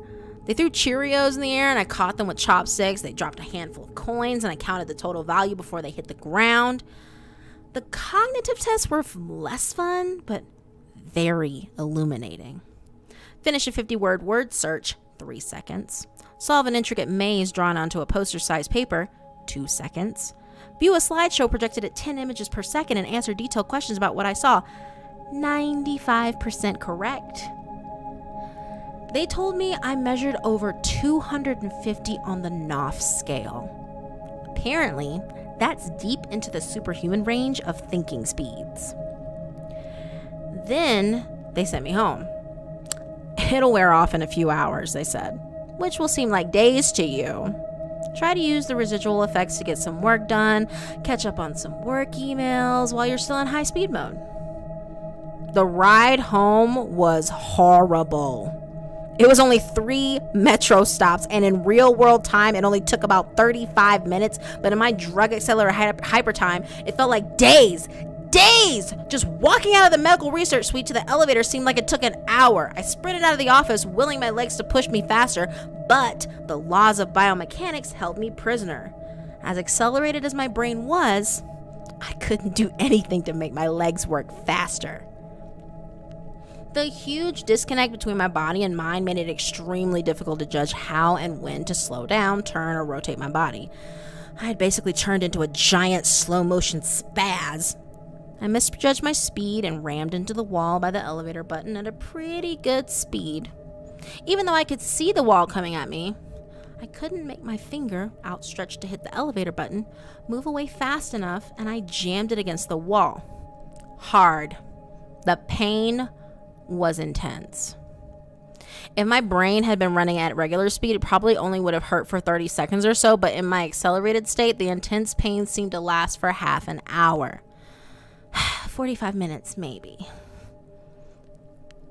The elevator ride was horrible. I feel like I spent 4 or 5 hours just ascending 7. I have to admit, this part was almost fun. Even though my body moved at what seemed to me super slow speed, I could still carefully choose how and where to place my feet, swing my arms, and turn my torso. It only took a block or two to get used to having a brain that ran 24 times faster than my body. Then I basically sprint danced the rest of the way, twisting and juking between people on the sidewalk and dodging moving cars within inches, aka minutes of clearance. I spent an hour in my time frame descending into the subway and running to the platform. Endless tedium waiting the 6 minutes for the red line train to arrive. Although there was more to look at on the metro platform than inside the elevator, it was still intensely boring. I should have stolen that copy of Moby Dick. The red line train roared into the station in slow motion. The normally high-pitched squeal of its brakes was frequency shifted by my high-speed mind to a long, low tone like a monotone tuba solo. It wasn't just the squealing subway train that was 3 octaves lower than normal. All sound was slowed to the point of near inaudibility. Voices were gone, shifted below the threshold frequency of my hearing. I did manage to hear a screaming baby on my subway car. Her shrieks slowed to sound like whale songs. Sharp sounds like a car horns and trucks bouncing over potholes were low, muddied roars like distant thunder. But at the research offices, I could still hear and communicate with the research staff. But now verbal communication with anyone would be impossible. The effects of the drug were still intensifying. I spent what seemed like days on that fucking red line train. Days. Listening to the wail song of the screaming baby and the tuba solo of the brakes. Where ordinary voices were frequency shifted out of my audio range, smells didn't seem to be affected. I never became nose blind to the body odor, the stench of the train's brakes, and melange of farts and other smells wafting through the metro car. I finally got back to my apartment. Sprinting through my open door and into the front hall at full speed was like a slow, relaxing drift down a lazy river. I was relieved to be home. At least I had stuff I could do there. I picked up the book I was reading, 100 Years of Solitude, and finished it, despite turning the pages so quickly that I tore many of them. It seemed like most of the time I spent finishing the book was spent on page turning and not actually reading. 3 minutes had passed since I got home. I tried surfing the internet. My God, it takes a long time for computers to boot these days. But it was too frustratingly slow. Hours, seemingly, to load each new page and a fraction of a second to read it, and hundreds of articles in my newsfeed, and just 3 more minutes done. I decided to try to sleep off the remaining effects of the drug. Unfortunately, whatever part of my mind is responsible for perception, the part that's been accelerated to hyper speeds by the drug, isn't the same as the part that governs sleep.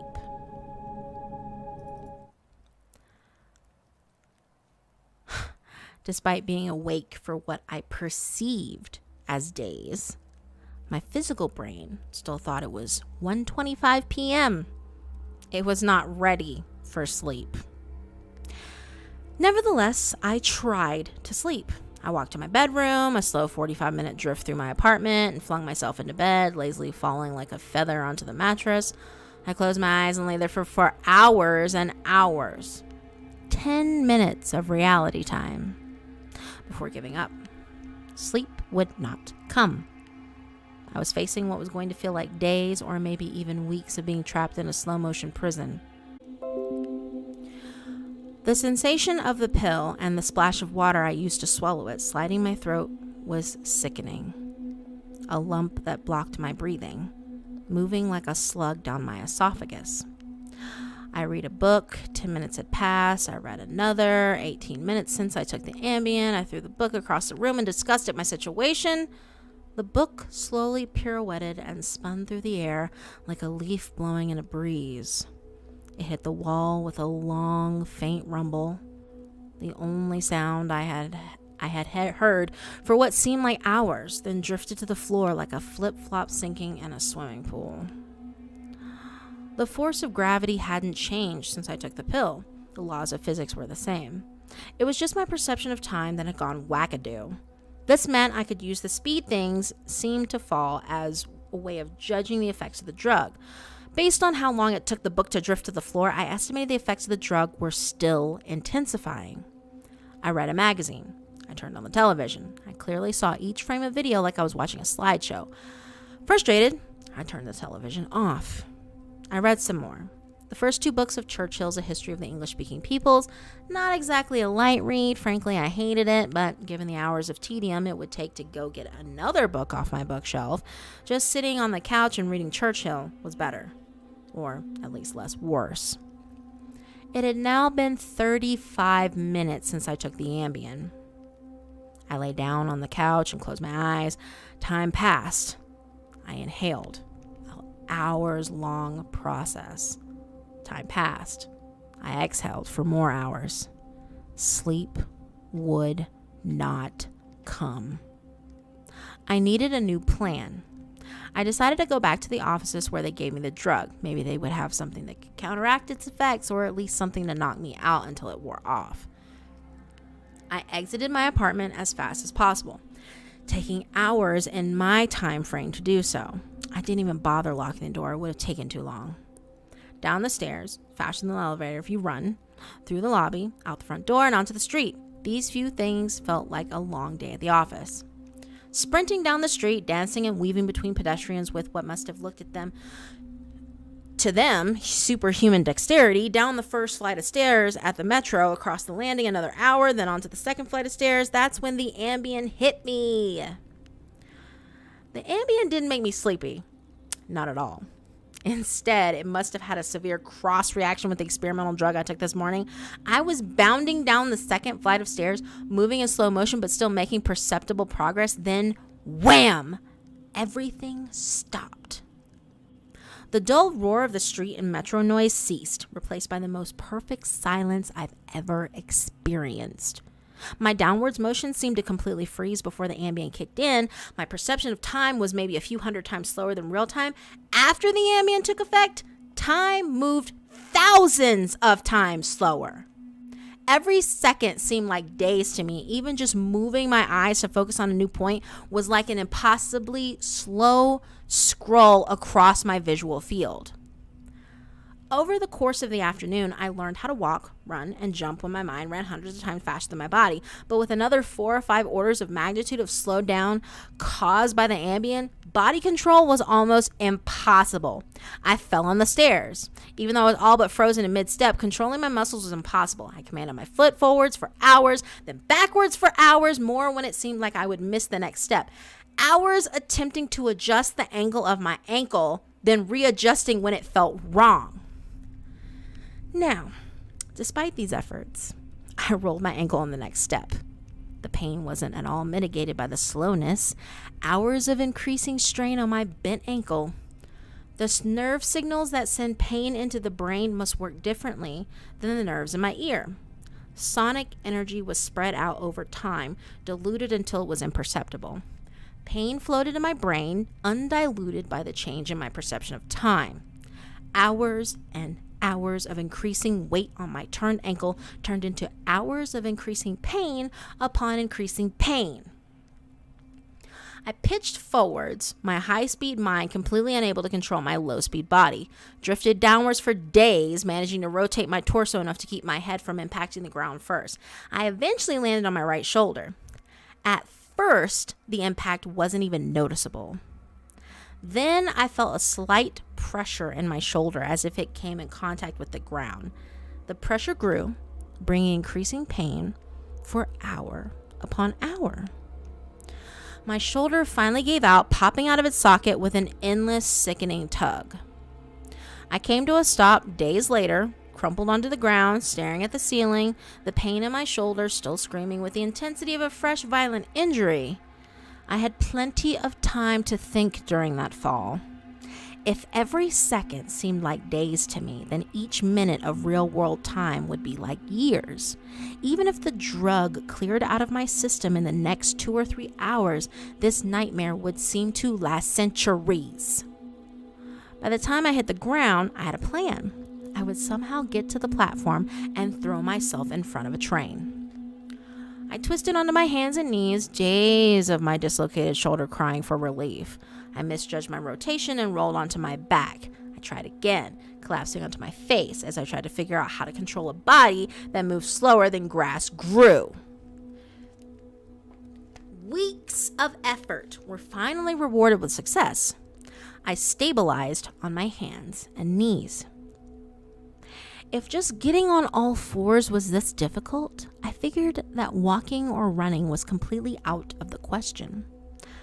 So I crawled. I crawled through the metro tunnel. The dumb looks on the faces in the crowd lingered on me for weeks. I crawled under the turnstile and onto the escalator. The escalator spilled the rush hour crowd onto the platform at the same speed a glacier spills ice into the sea. I looked out over the crowded platform during my interminable downward ride. The train status sign said the next train wouldn't arrive for 20 minutes. 20 minutes was like a year to me. I'd have to spend a year on the metro platform waiting to die. I crawled off the escalator, enduring days of stupid expressions on the commuters' faces. I crawled a few feet to a concrete bench and curled up next to it, trying to find a position to lessen the pain in my shoulder. Then my problem with time got worse. Impossibly worse. The massive slowdown on the stairs was just the beginning of the interaction between the experimental drug and the Ambien. It fully hit me while I was curled up by the bench. I blinked. Years of darkness followed. Sound was already gone, and with my blink, sight was gone as well. All that existed was the pain from my fall. My hyper-accelerated mind wasted no time compensating for the lack of sensory input. Voices spoke to me, they sung to me in languages that never existed. Patterns and faces and colors came and went in my mind's eye. I recalled my whole life and imagined living another. I forgot English. I settled into a profound despair. I spoke to God. I became God. I imagined a new universe and brought it to life with my thoughts. Then I did it all again and again. My eyes opened and geologic slowness. A faint glow. Weeks. A slit of light. Weeks. A narrow view of the metro platform. Ankles of the commuters near me and an advertisement on the opposite wall. I extracted my phone from my pocket. A project that spanned decades. How can I even explain the boredom? The pain in my shoulder is nothing compared to the boredom. Every thought I can think, I have thought hundreds of times already. The view of ankles and advertisements never changes. Never! The boredom is so intense, it's tangible, like a solid object of metal and stone wedged into my skull. Inescapable! What are my options? If I crawl and fall into the tracks without an oncoming train to crush me, I won't die. I'll experience even more pain from the 4-foot fall, but I'll most likely be rescued by some do-gooder on the platform and unable to act when the train finally does arrive. My suffering in that scenario will be endless. So I wait for the train, so I can throw myself under it. When it finally hits me, I will experience the pain of being ripped to pieces for centuries until finally the light of life leaves my brain and my experience ends. I've lived hundreds of lifespans at the foot of this bench. I am far older in spirit than any human who has ever lived. Most of my life experience has been a snapshot of pain huddled on the floor of a subway platform with an unchanging view of ankles and advertisements. This post is my plan B, my Hail Mary, my long shot. I spent lifetimes typing and posting this message in the hope that someone will read it and become convinced that someone who will find the man curled under the bench, the man who crawled down the escalator, and kill him as swiftly as possible. A bullet to the temple. If you're armed and at the Glenmont Metro, please shoot me.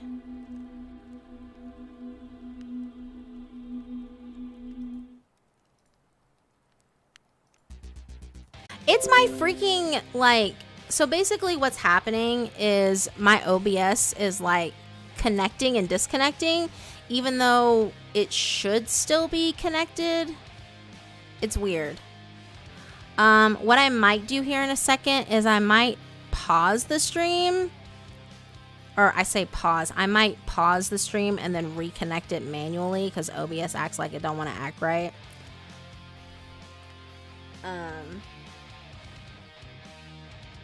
But yeah, I don't know why it keeps... And here's the thing too. It keeps disconnecting and reconnecting, but it doesn't actually disconnect or reconnect on the stream. So that's the part that really confuses me. I'm like, well, the stream isn't hiccuping, so I don't understand what's going on. Yeah, I know they are scary. Let me see if I can actually fix that though. Where...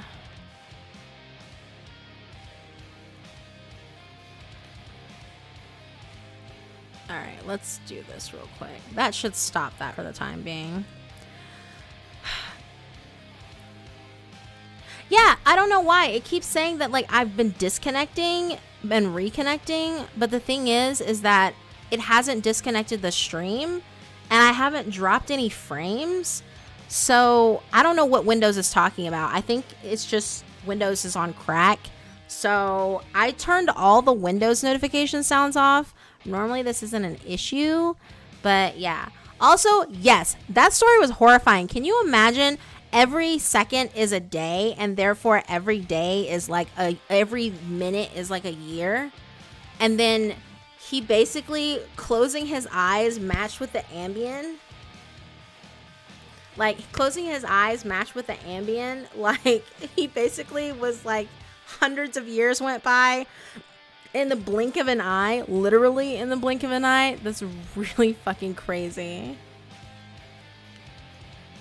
I was a little weirded out by it. Oh my god, that cannot be real life. That's horrifying to me. Also, I need to drink water. I just realized I read 2 stories back to back and I did not drink any water. Yeah, I was getting a lot of like Dante's Inferno vibes from that. Like, ugh. That's how it feels to be a fly. No! Don't even say that. Oh, yeah, that's right. It does kind of remind you of that. Of the movie Lucy. That was actually a pretty good movie.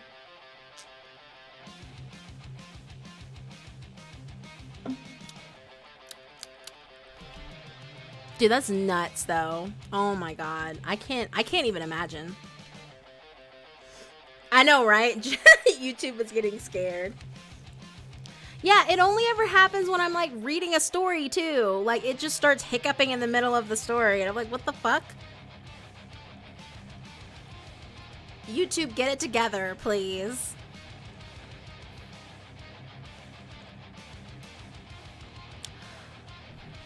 Oh my gosh. And then it took him like apparently years to write this story on his phone. Oh my god. No, it was definitely on mine, but I don't know why it was doing it. It's only doing it when I'm reading. I don't get it. Like, I don't understand why it's only doing it when I'm reading. I am offended, YouTube. Get it together.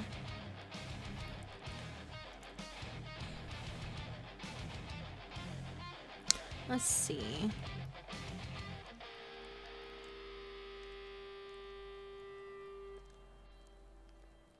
What is this one? I'm gonna look at this one too.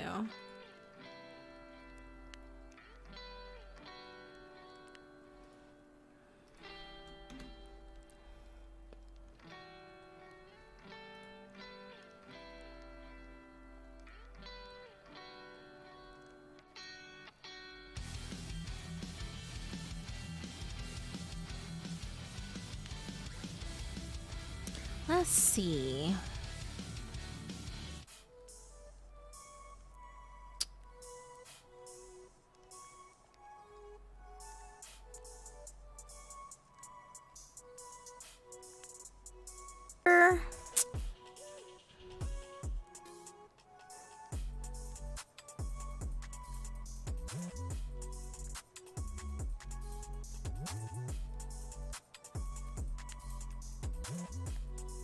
Yes, it's on the right freaking stream key.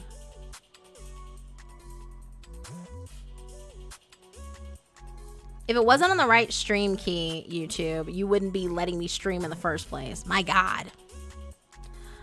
All right, so here's what I'm gonna do. I'm going to stop streaming on my end. The stream will still be live on YouTube, but I'm gonna restart the stream. Like, I'm gonna restart OBS and put it back in there. Yeah, so that's what I'm gonna do. I'm gonna stop the stream real quick, restart OBS, and then put it back up because it keeps stopping and going and I don't know why. So all right, so yeah, the stream will still be live on YouTube, but I'm gonna double check and make sure that all of my shit is working. So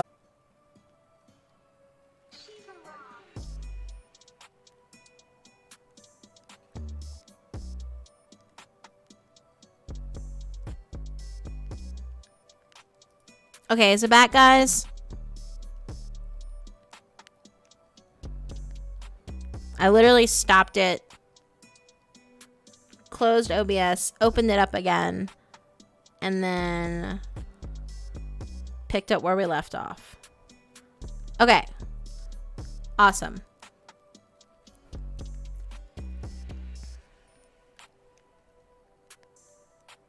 Okay. I don't know why it was doing that. Weirdest shit, guys. Weirdest fucking shit. All right. Let's see here.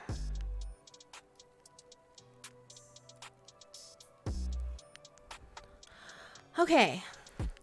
Well, since apparently it's wanting to do its stupid thing, which it keeps saying the stream health is excellent. I don't know why it's being ridiculous, but whatever. I am back. Okay, so this is fine. I have normal latency.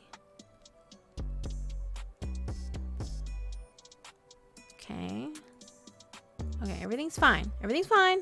All right, we're okay. All right.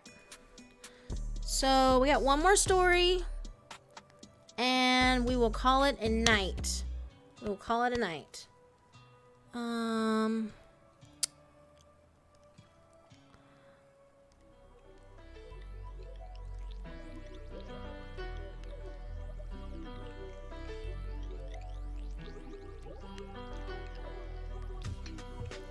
Okay.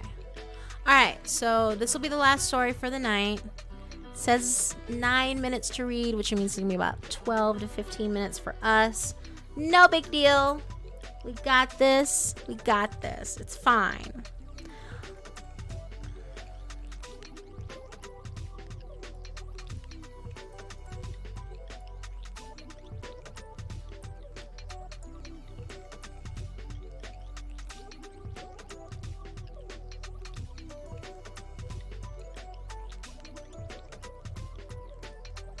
Oh, Joseph's been around since I did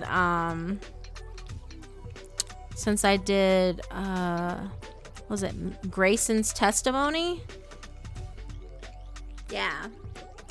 Well, that's the official title for it. I think it's called something else. It was a Matt Demersky story. Yeah, Hussein's been around for a while. Okay, so yeah, I think this will be a nice story to end everything with. And Madman's Guide to the Unrecommended is a good one. The author actually sent me the second part to that story.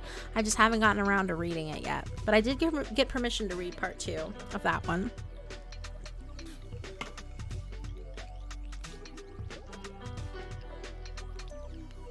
Ooh, okay. I appreciate you guys being with me for so long. It makes me happy.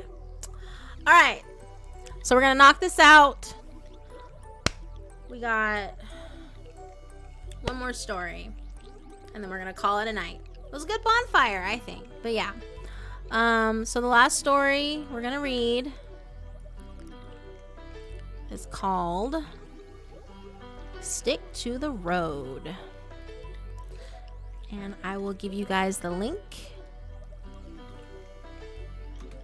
That is the link for the story. And we will wrap up. Love hurt me in so many ways. Reading that story caught me off guard so bad. There was a lot. There was a lot of stuff going on in that story that I was not ready for. Love was a good one, though. All right. Time to get into that mode.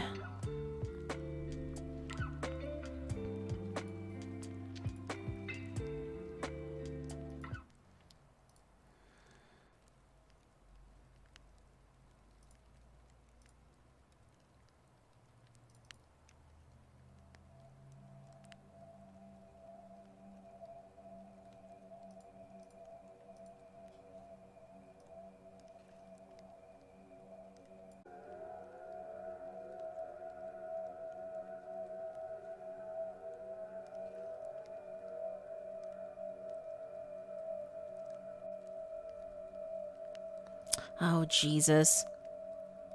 Maybe it's because I'm playing it through this. It only happens whenever I start playing from this particular player. So I'm going to try something real quick. Hold on. We're going to try something. And I'm going to see if it's because it's fighting with this program.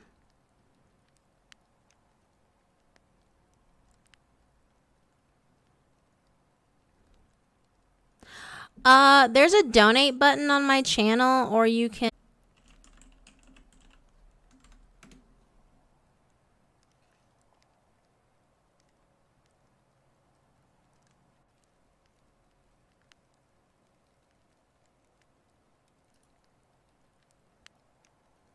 It might be my internet, guys. But that's okay. We're going to fix this real quick. We're going to fix it right now because I can't stand this. You know, I got to have my ambient music. What was I playing? Okay, so that was the track. All right, we're going to do it like this. So, close that real quick. And open this.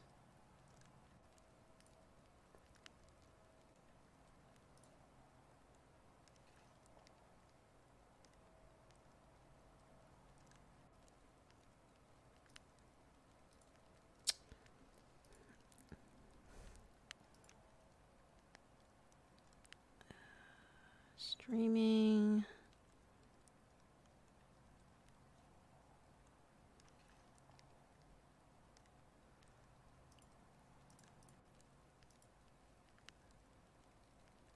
We're going to do performance. And then we're going to do...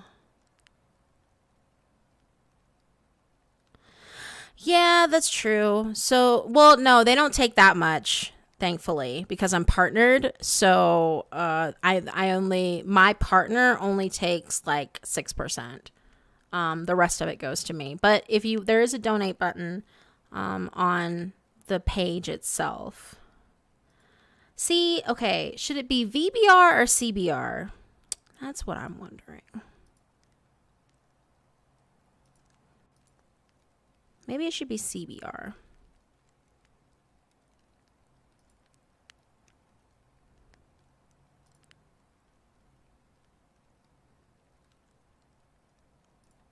Because it's not dropping frames. So,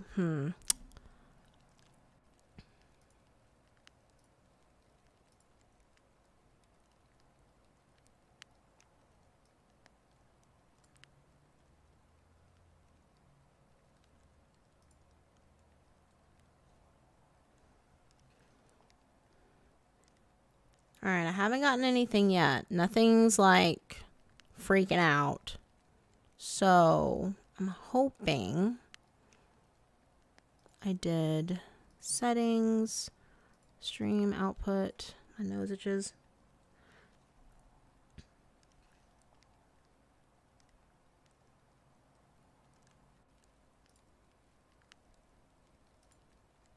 Okay, audio, video. All right, so I'm gonna leave it on VBR. I did lower it down to preset on performance. So we'll do it that way and see if that helps. So far it hasn't disconnected. So I'm thinking maybe that might have been the issue. Let's see.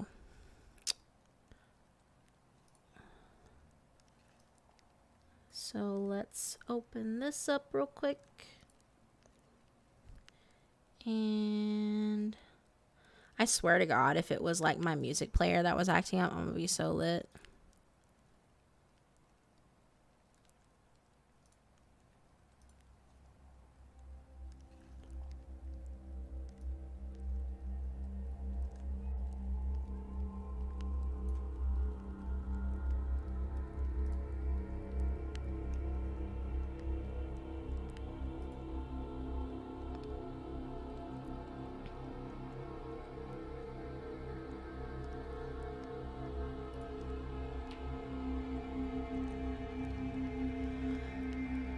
Driving, to me, it is more than just getting from point A to point B. It's a way of life. Some find peace at a spa or on a beach, but for me, peace is the interstate at 2 a.m. with nothing but the open road ahead of me. I'm a second-generation trucker, and I was raised on the road. My father taught me all he knew about driving and how to rely on my instincts and knowledge. I know that nowadays anyone can use the GPS on their phone to find their way around, but I don't believe in that nonsense. Those people will never know the thrill of dodging traffic on the narrow back roads. Will never understand the accomplishment of carving your own path. For 23 years, I've been trucking on my own skill, and I have never gotten lost.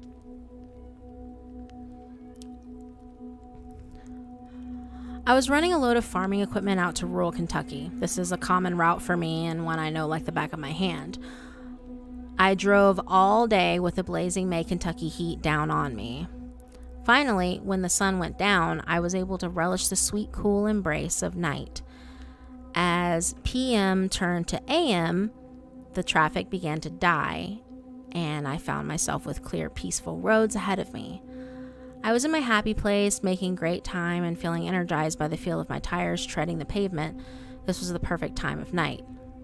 That was until I came over a steep incline and saw the two colors that every trucker and motorist hates: the flashing orange of construction signs and the red of brake lights as far as the eye could see. Nothing makes my blood boil more than sitting through stop-and-go traffic, especially in my big rig. I began to grumble until I saw a small side road on my right, almost shining like a beacon from God. Most people would be unwilling to take an unknown side road, but I am not like most people. If you simply can keep your sense of direction and use logic, then back roads are nothing but a slight detour. I turned down the lonely road, giving a slight wave to the traffic gridlock as I breezed by. The road was narrow, but thankfully deserted, as not many would be traveling roads like this at 1 a.m. The path led through a wooded area, and I slowed my rig down. Nothing runs a run like a rogue deer embedded into your front grill. The woods were dark, but the darkness was no match for my power lights that cut through it like a blade. I kept my focus on driving, but allowed myself casual glances around. It was not often that I traveled through the forest at night, and I wasn't going to neglect the beauty of nature. The woods seemed quiet, and I don't mean in sound, just simply dead. I have driven around enough at night to know where to keep an eye out for nocturnal creatures, but there were none here. There were no birds in the trees or foxes darting between the bushes, not even a squirrel watching from the distance. I traveled to a fork in the road, using my knowledge of the highway. I knew that I needed to keep right to get past the construction and towards my goal. I turned right and continued down the wooded gravel road. I traveled for minutes on end with no sign of anything but trees. No other side roads, no country homes, not even power lines. Around the 1 hour mark, I noticed a gnarled tree to my left. The tree looked centuries old with rotted bark and branches that looked like long clawed fingers reaching for me. Despite the heat, I felt a chill run down my spine. I kept on the road for another 20 minutes when something strange happened. I know it was impossible, but that same clawed-fingered tree was to my left again. I know trees can look alike, but this one was far too unique to be anything but the same one. I shook my head violently, trying to shake out the impossible thoughts that were in my head. I convinced myself that it had to be a coincidence until I saw the same tree again, and this time on my right. The wind moved through the branches, causing those great claws to shake and almost look like they were trying to grab me. I didn't care about safety, and I pushed my gas pedal almost to the floor. I zoomed past the tree, and thankfully it never returned. Time passed like sand through an hourglass, and still I had come across no turns or civilization. The silence was beginning to grate on me, so I turned on the radio for some companionship. The radio was nothing but static, which shouldn't be possible as I have one of the best satellite radios in the market. I kept the static going, as at least it was something to distract me from the strange feelings coming over me. Perhaps the radio was a good luck charm, as I finally came to another fork in the road. I judged the distance and used the brightness of the sky ahead of me to try to determine if there was any towns or highways ahead of me, but to my dismay, it was nothing but pitch black. I decided to turn left and hope my instincts would pay off. I couldn't have gotten a mile before another turn came before me, and this time I turned right. Half a mile this time before another tight turn presented itself. I continued right and was immediately faced with another turn. There was barely enough room for my truck to turn left. I don't know who designed these roads, but I would like to introduce them to all 18 of my tires. I found myself down another impossibly large stretch of road and began to become concerned. I should have hit some manner of highway by now. I changed my radio stations rapidly, but still nothing but static. Despite being used to the isolation of trucking, I found myself feeling lonely and desperately wanting some contact with the outside world. A bright light on my left-hand side may have answered my prayers. Through the trees on another deserted road was a big rig just like mine. I could almost have cried in relief. I matched the truck's speed and began blowing my horn in the age-old trucker's SOS signal. I awaited response from the trucker but received none. I repeated my signal only for my cry to fall on deaf ears. There is no trucker alive that would not respond to that call when issued. Through the darkness and the trees, it was hard to see inside the cab of the truck. Suddenly, the other truck moved to a reckless speed and moved past. I glanced at the license plate, hoping to be able to warn other drivers of someone breaking our unwritten code. It was hard to make out what with his speed, but what I saw almost stopped my heart. The last 4 digits were identical to mine. I shook my head back and forth, trying to make sense of things. There were millions of license plates out there. Some would have to have similar numbers. On another big rig, and who also happened to be in the middle of nowhere? A voice inside my head said. I chose to ignore the voice and looked for signs of where the truck could have gone, but all traces of it and the road it was traveling down had disappeared. I was starting to feel extremely uncomfortable, and I was begging for the familiar tread of highway. Even stop-and-go construction was better than this. The radio static continued, but every now and then I could almost swear that I could hear voices coming through. I turned up the volume, and for a moment I thought I heard 2 words that shouldn't be coming from the radio. Jingle bells. Who the hell was playing Jingle Bells in May? None of it made sense, and I convinced myself that it was all in my head. But that was when I saw it. Out of my left window, there was a patch of swamp with snow piled high. That was completely impossible. Even in the tree canopy, there is no possible way snow could have survived in this May, Kentucky heat. Yet there it was, shining in the light of the moon, fresh as a cup of coffee in the morning. I began to slow down. I had to check to see if what I was seeing was real. I pulled to a stop and started reaching for my handle when a large shadow moved past my door. I was completely startled and my blood went cold. I looked all around for what made the shadow, and yet nothing was around. Whatever made it had disappeared, and it wasn't the only thing. The snow had completely vanished, as if it had never been. I began slapping my face to feel the sting that told me I wasn't dreaming. I put my truck back in drive and began traveling again. I was more lost than I had ever been. I looked at the sky to see if I could get my bearings by the stars, by the sky. It was completely clouded over. Wasn't the moon shining just a few minutes ago? My inner voice asked. I was so confused and starting to become frightened. A thick and unnatural fog began rolling and obscuring my vision and increasing my discomfort. Finally, I had reached my limit and I had to do something that I had never done in my life. I turned on my truck's GPS. I couldn't feel my father rolling over in his grave, but I didn't care. I wanted back on the main road, and I wanted it now. The computer fired up and began searching my location, but what it found only increased my unease. I was off the map completely, and only a field of black met me. This stupid technology was broken. So much for the wave of the future. Drove on, hoping to catch a signal, but nothing was working. On the radio, I could hear voices coming through periodically, but only strange whispers came through that I couldn't catch. The fog became thicker and thicker outside, almost obscuring my view. I squinted out and could swear that there were shapes moving in its mass. The GPS dinged, almost giving me a heart attack from the shock. I glanced at it with hope, but what came through was what I was somewhere in Western Europe? I ignored it and kept going quickly as I dared. The stupid machine kept changing its location. Melbourne, Indiana, Nebraska. None of it was making one bit of sense. Finally, when I could take no more, the fog lifted slightly in front of me and the road reached a dead end and trees with sharp branches stood in front of me. I jammed on the brakes as hard as I could, and by the grace of God, the truck stopped before impaling me on the trees. The fog began swirling around me almost like it was caressing my truck.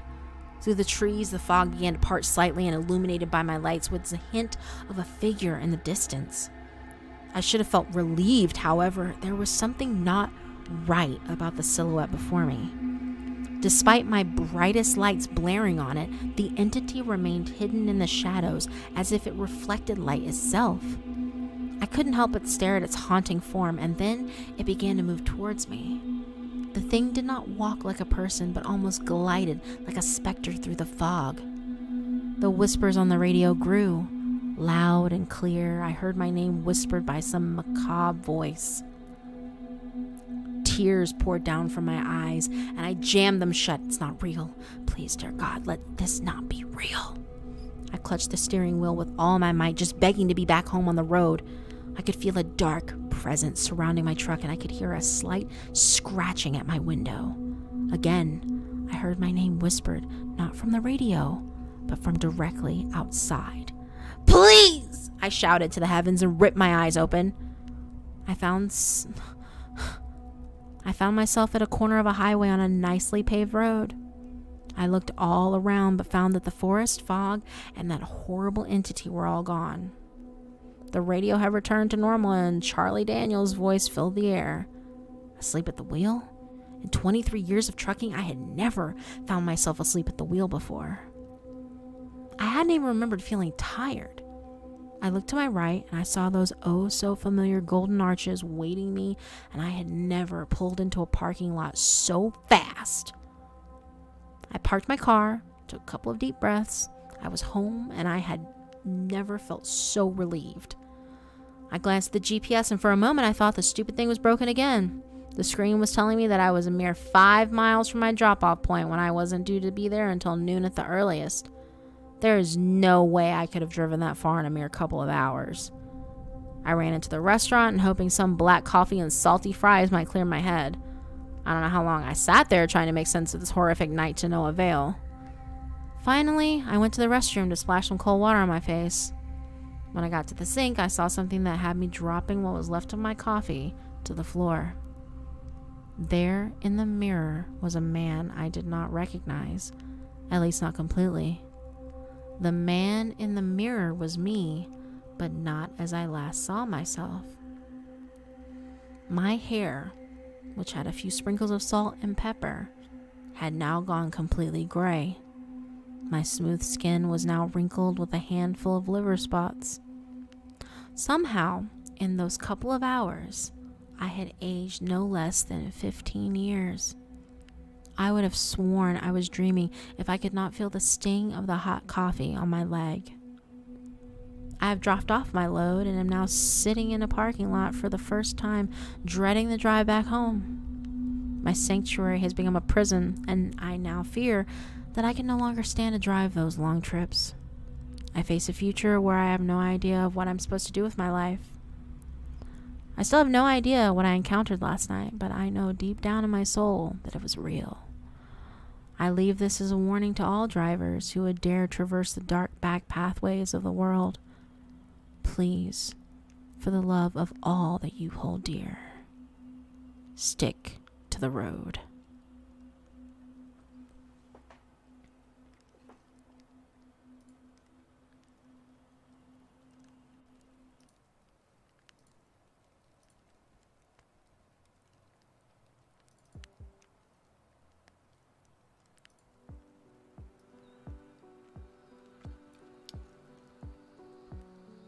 And that's the end. We did it! And yes, that is quite unfortunate. For him. Can you imagine driving down a road for a few hours and you just lose 15 years of your life? Ha! That was a happier ending? Yeah, no kidding.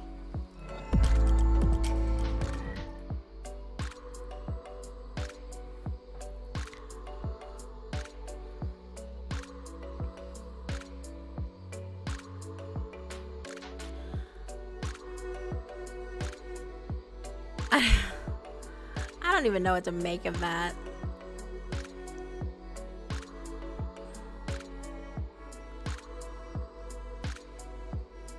Thanks. Yeah, that was wild. I don't know. I'd feel really bummed out, not gonna lie. Like, I would be a little bummed out, a little creeped out. For real.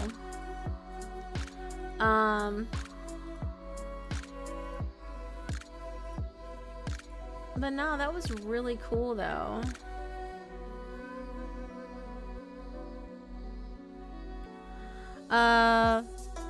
Well, it was a good stream until we had those weird hiccups. I think it was my other media player that was kind of like fucking shit up. Not even gonna lie. Like my computer was probably like, no, I can't run it.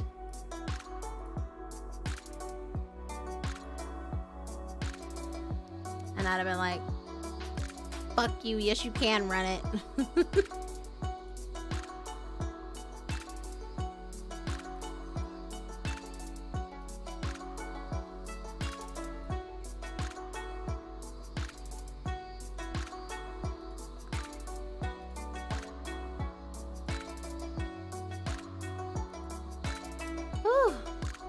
Man, it's been a while since I've read like non-stop like that. I'm kind of, my throat's kind of tired.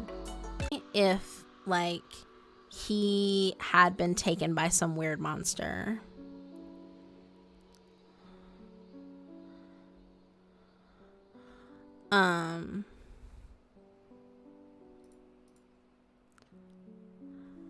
Yeah, I think it would have been a little weird or I think it would have been a little cliche if he'd been taken by some like random monster in the woods or something, you know?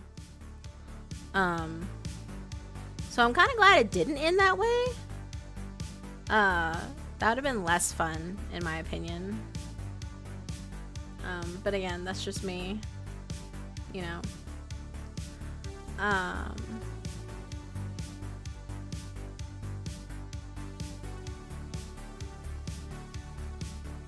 Yeah, I'm gonna figure out what the issue was, but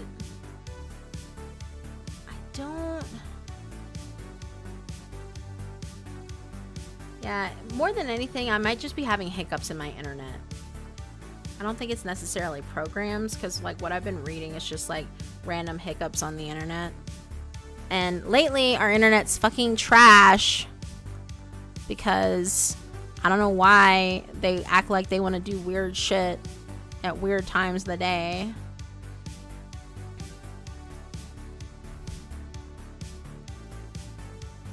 Yeah, I was sad for the age progression too. That's a little sad.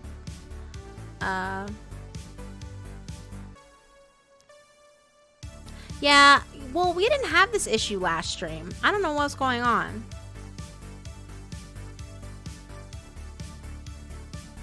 Like, the only thing that I can question is if, like, V has some shit running in the background while she's at work. So, but that shouldn't really have anything to do with it. Because I don't have anything else running in the background. I just have, like, my Windows shit up. Like, I have OBS up, the chat, Discord, Spotify, and then, like, a couple of windows are open on Chrome. I think I'm gonna stream every Friday.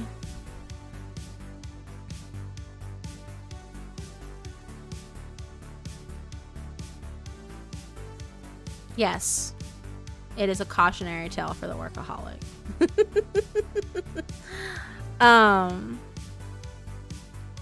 Yeah, I think I'll do this every Friday though. Like, if I can't do it, it's because I have to like fill in for work or something, but yeah, I think every Friday would be a good day to just stream.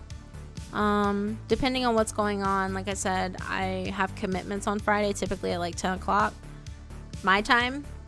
So for mountain time, I think yeah. So, but instead of starting at 8 o'clock or 8:15, I'll probably start at like 7:15 on Friday on days that I have commitments. I'm not gonna blame Mercury retrograde. They better stop. They got too excited. I know. They were too excited. They were like, "Oh my god, she hasn't read in so long. She's reading spoopy stories. We got to cut off the internet." But yeah, so my plan is sometime next week we'll have the Discord server ready to go.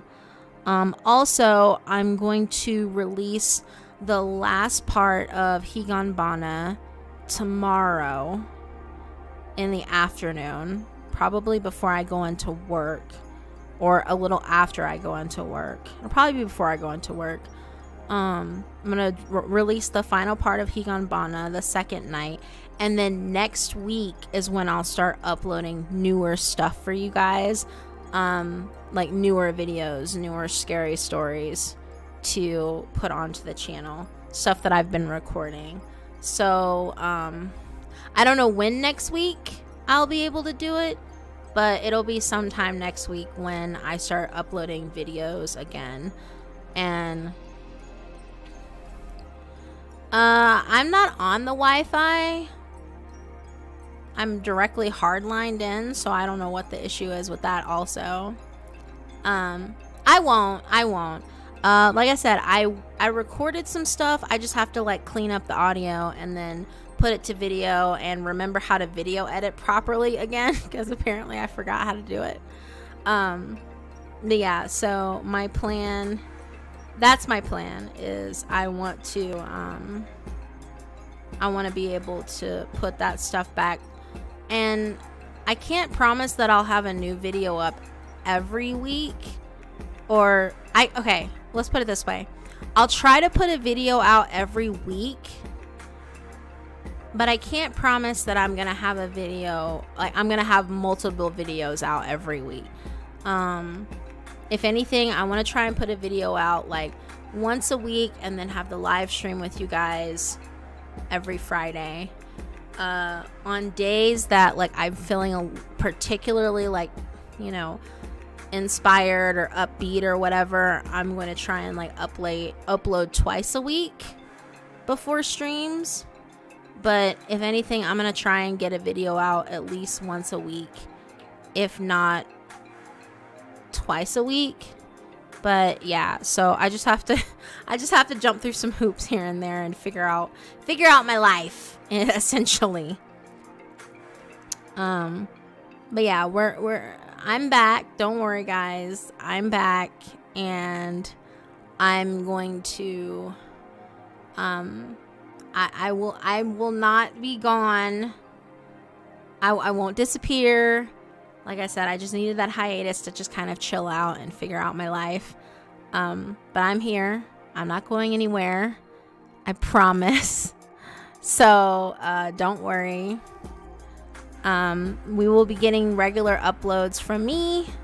No, don't worry, Anika. I won't burn myself out. If I feel myself burning out, then I'll just pop up a live stream and just chat with you guys. Because honestly, streaming is so much less stressful for me as far as like putting content and shit together. Because I can just pull up a random story and read it with you guys, and it's just chill, you know what I'm saying? Honestly, it might be our fucking router, because our fucking internet keeps cutting out at the same damn time every day, and it actually pisses me off. So it wouldn't surprise me this much if shit's like hiccuping because our fucking modem's a piece of shit. I don't know. But no, don't worry. I won't burn myself out. But yes, I am back. I'm back for good. For as long as I can be. And thank you all so much for your support. I love you guys so much. And yeah, like it's just good. It's just good. It's good to just, you know, chill and hang out and have all that good, you know, good vibes and everything. Chill stories is a surprise. Yeah, we might need a new modem, honestly. I'm gonna go yell at V about it later. And yes, I know, Christian. Honestly, you know, and it's wild too that I think recording is more stressful than like streaming. But because, you know, streaming is super like live, and you know, there's like no preparation, and there's no like like getting shit together and like making sure, you know, all this stuff is like, you know, it's just, I feel like it should be more stressful, but it's actually not. And recording, I'm like, oh my God, I gotta make sure my audio is on point, and I gotta make sure there's no pops, there's no breaths, and I gotta clean up all this stuff, chop up the audio and silence it and go into my wave monitor and clean up all that stuff. Then I gotta add sound effects, then I gotta add visuals, then I gotta add background music. I gotta make sure it flows correctly. I gotta make sure that the videos that I have in here and the pictures that I have in here aren't like, you know, on a weird like jump cut loop. It's just a lot of work. Yeah, it's just way less time consuming. And like, oh, I missed you. Yeah, so it was just really like more time consuming for me to like put a video together. Go to sleep, Anika. I'll see you next week. Have a good night. But yeah, it's crazy. And like, it's just so much stressful, in my opinion, to like put a video together than it is to fucking just stream, you know? Editing is a pain. Don't say that, Tommy, like you edit my stuff. I edit my stuff. Sleep well, Anika.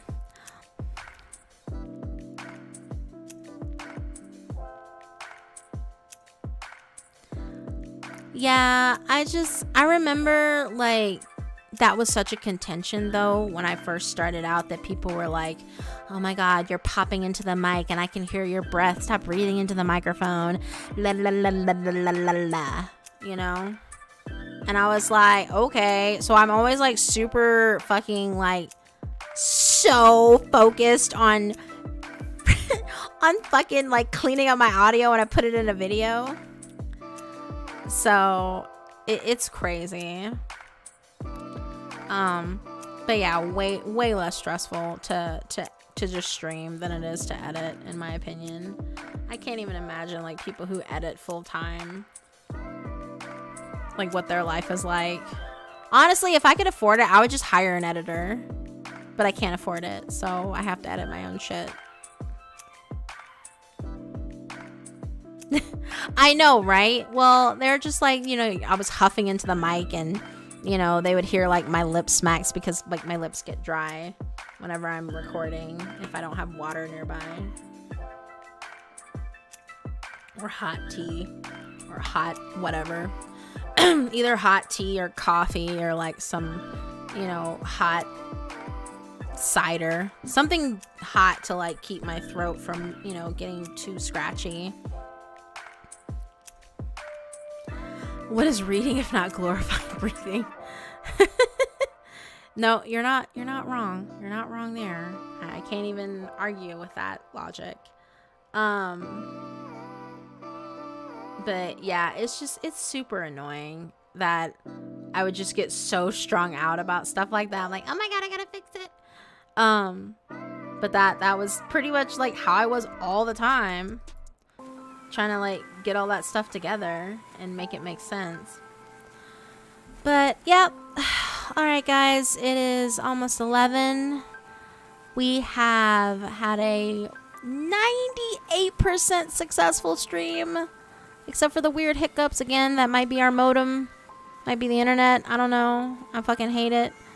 But aw, hey Pitt, you show up as I'm getting ready to leave. What the fuck? I'm not giving you shit though. I know you had stuff to do.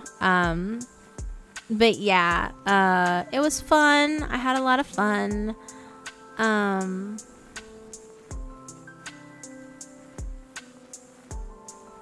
Aw, thanks, Logan. Yep. Get some sleep. Get some sleep. I love my community so much. There's so much loyalty here and so much love here that I can't even begin to describe how happy I am to know that I can be gone for over a year and people are still here waiting for me and so understanding of what I've had to deal with and so compassionate to the things that I've been through. So it's nice to know that it's nice to know that I have a community of people that love me so unconditionally and in a way that just means so much to me. So, yeah. Of course. And like I said, I promised you guys I'm back. I'm back, and I'm back for good. So, I love you guys too. I love you all so much, and I am looking forward to seeing where this community goes and seeing where this channel goes now that I'm back. We're going to do a lot more stuff together. We're going to have fun, and it's going to be a good time.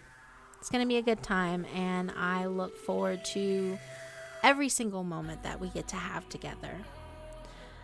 So, in the meantime, everyone have a great night. I hope you sleep well if you are about to go to sleep. I hope you have a great day if you are just starting off your day. And I hope you have a great weekend for those of you who are going to have the weekend off, because I have to go to work tomorrow. But it'll be good. It'll be good fun, and we'll have a good time. And I cannot wait for all the fun things we're going to do. So everyone take care, and I will see you guys next week. Have a great night, and I love you all.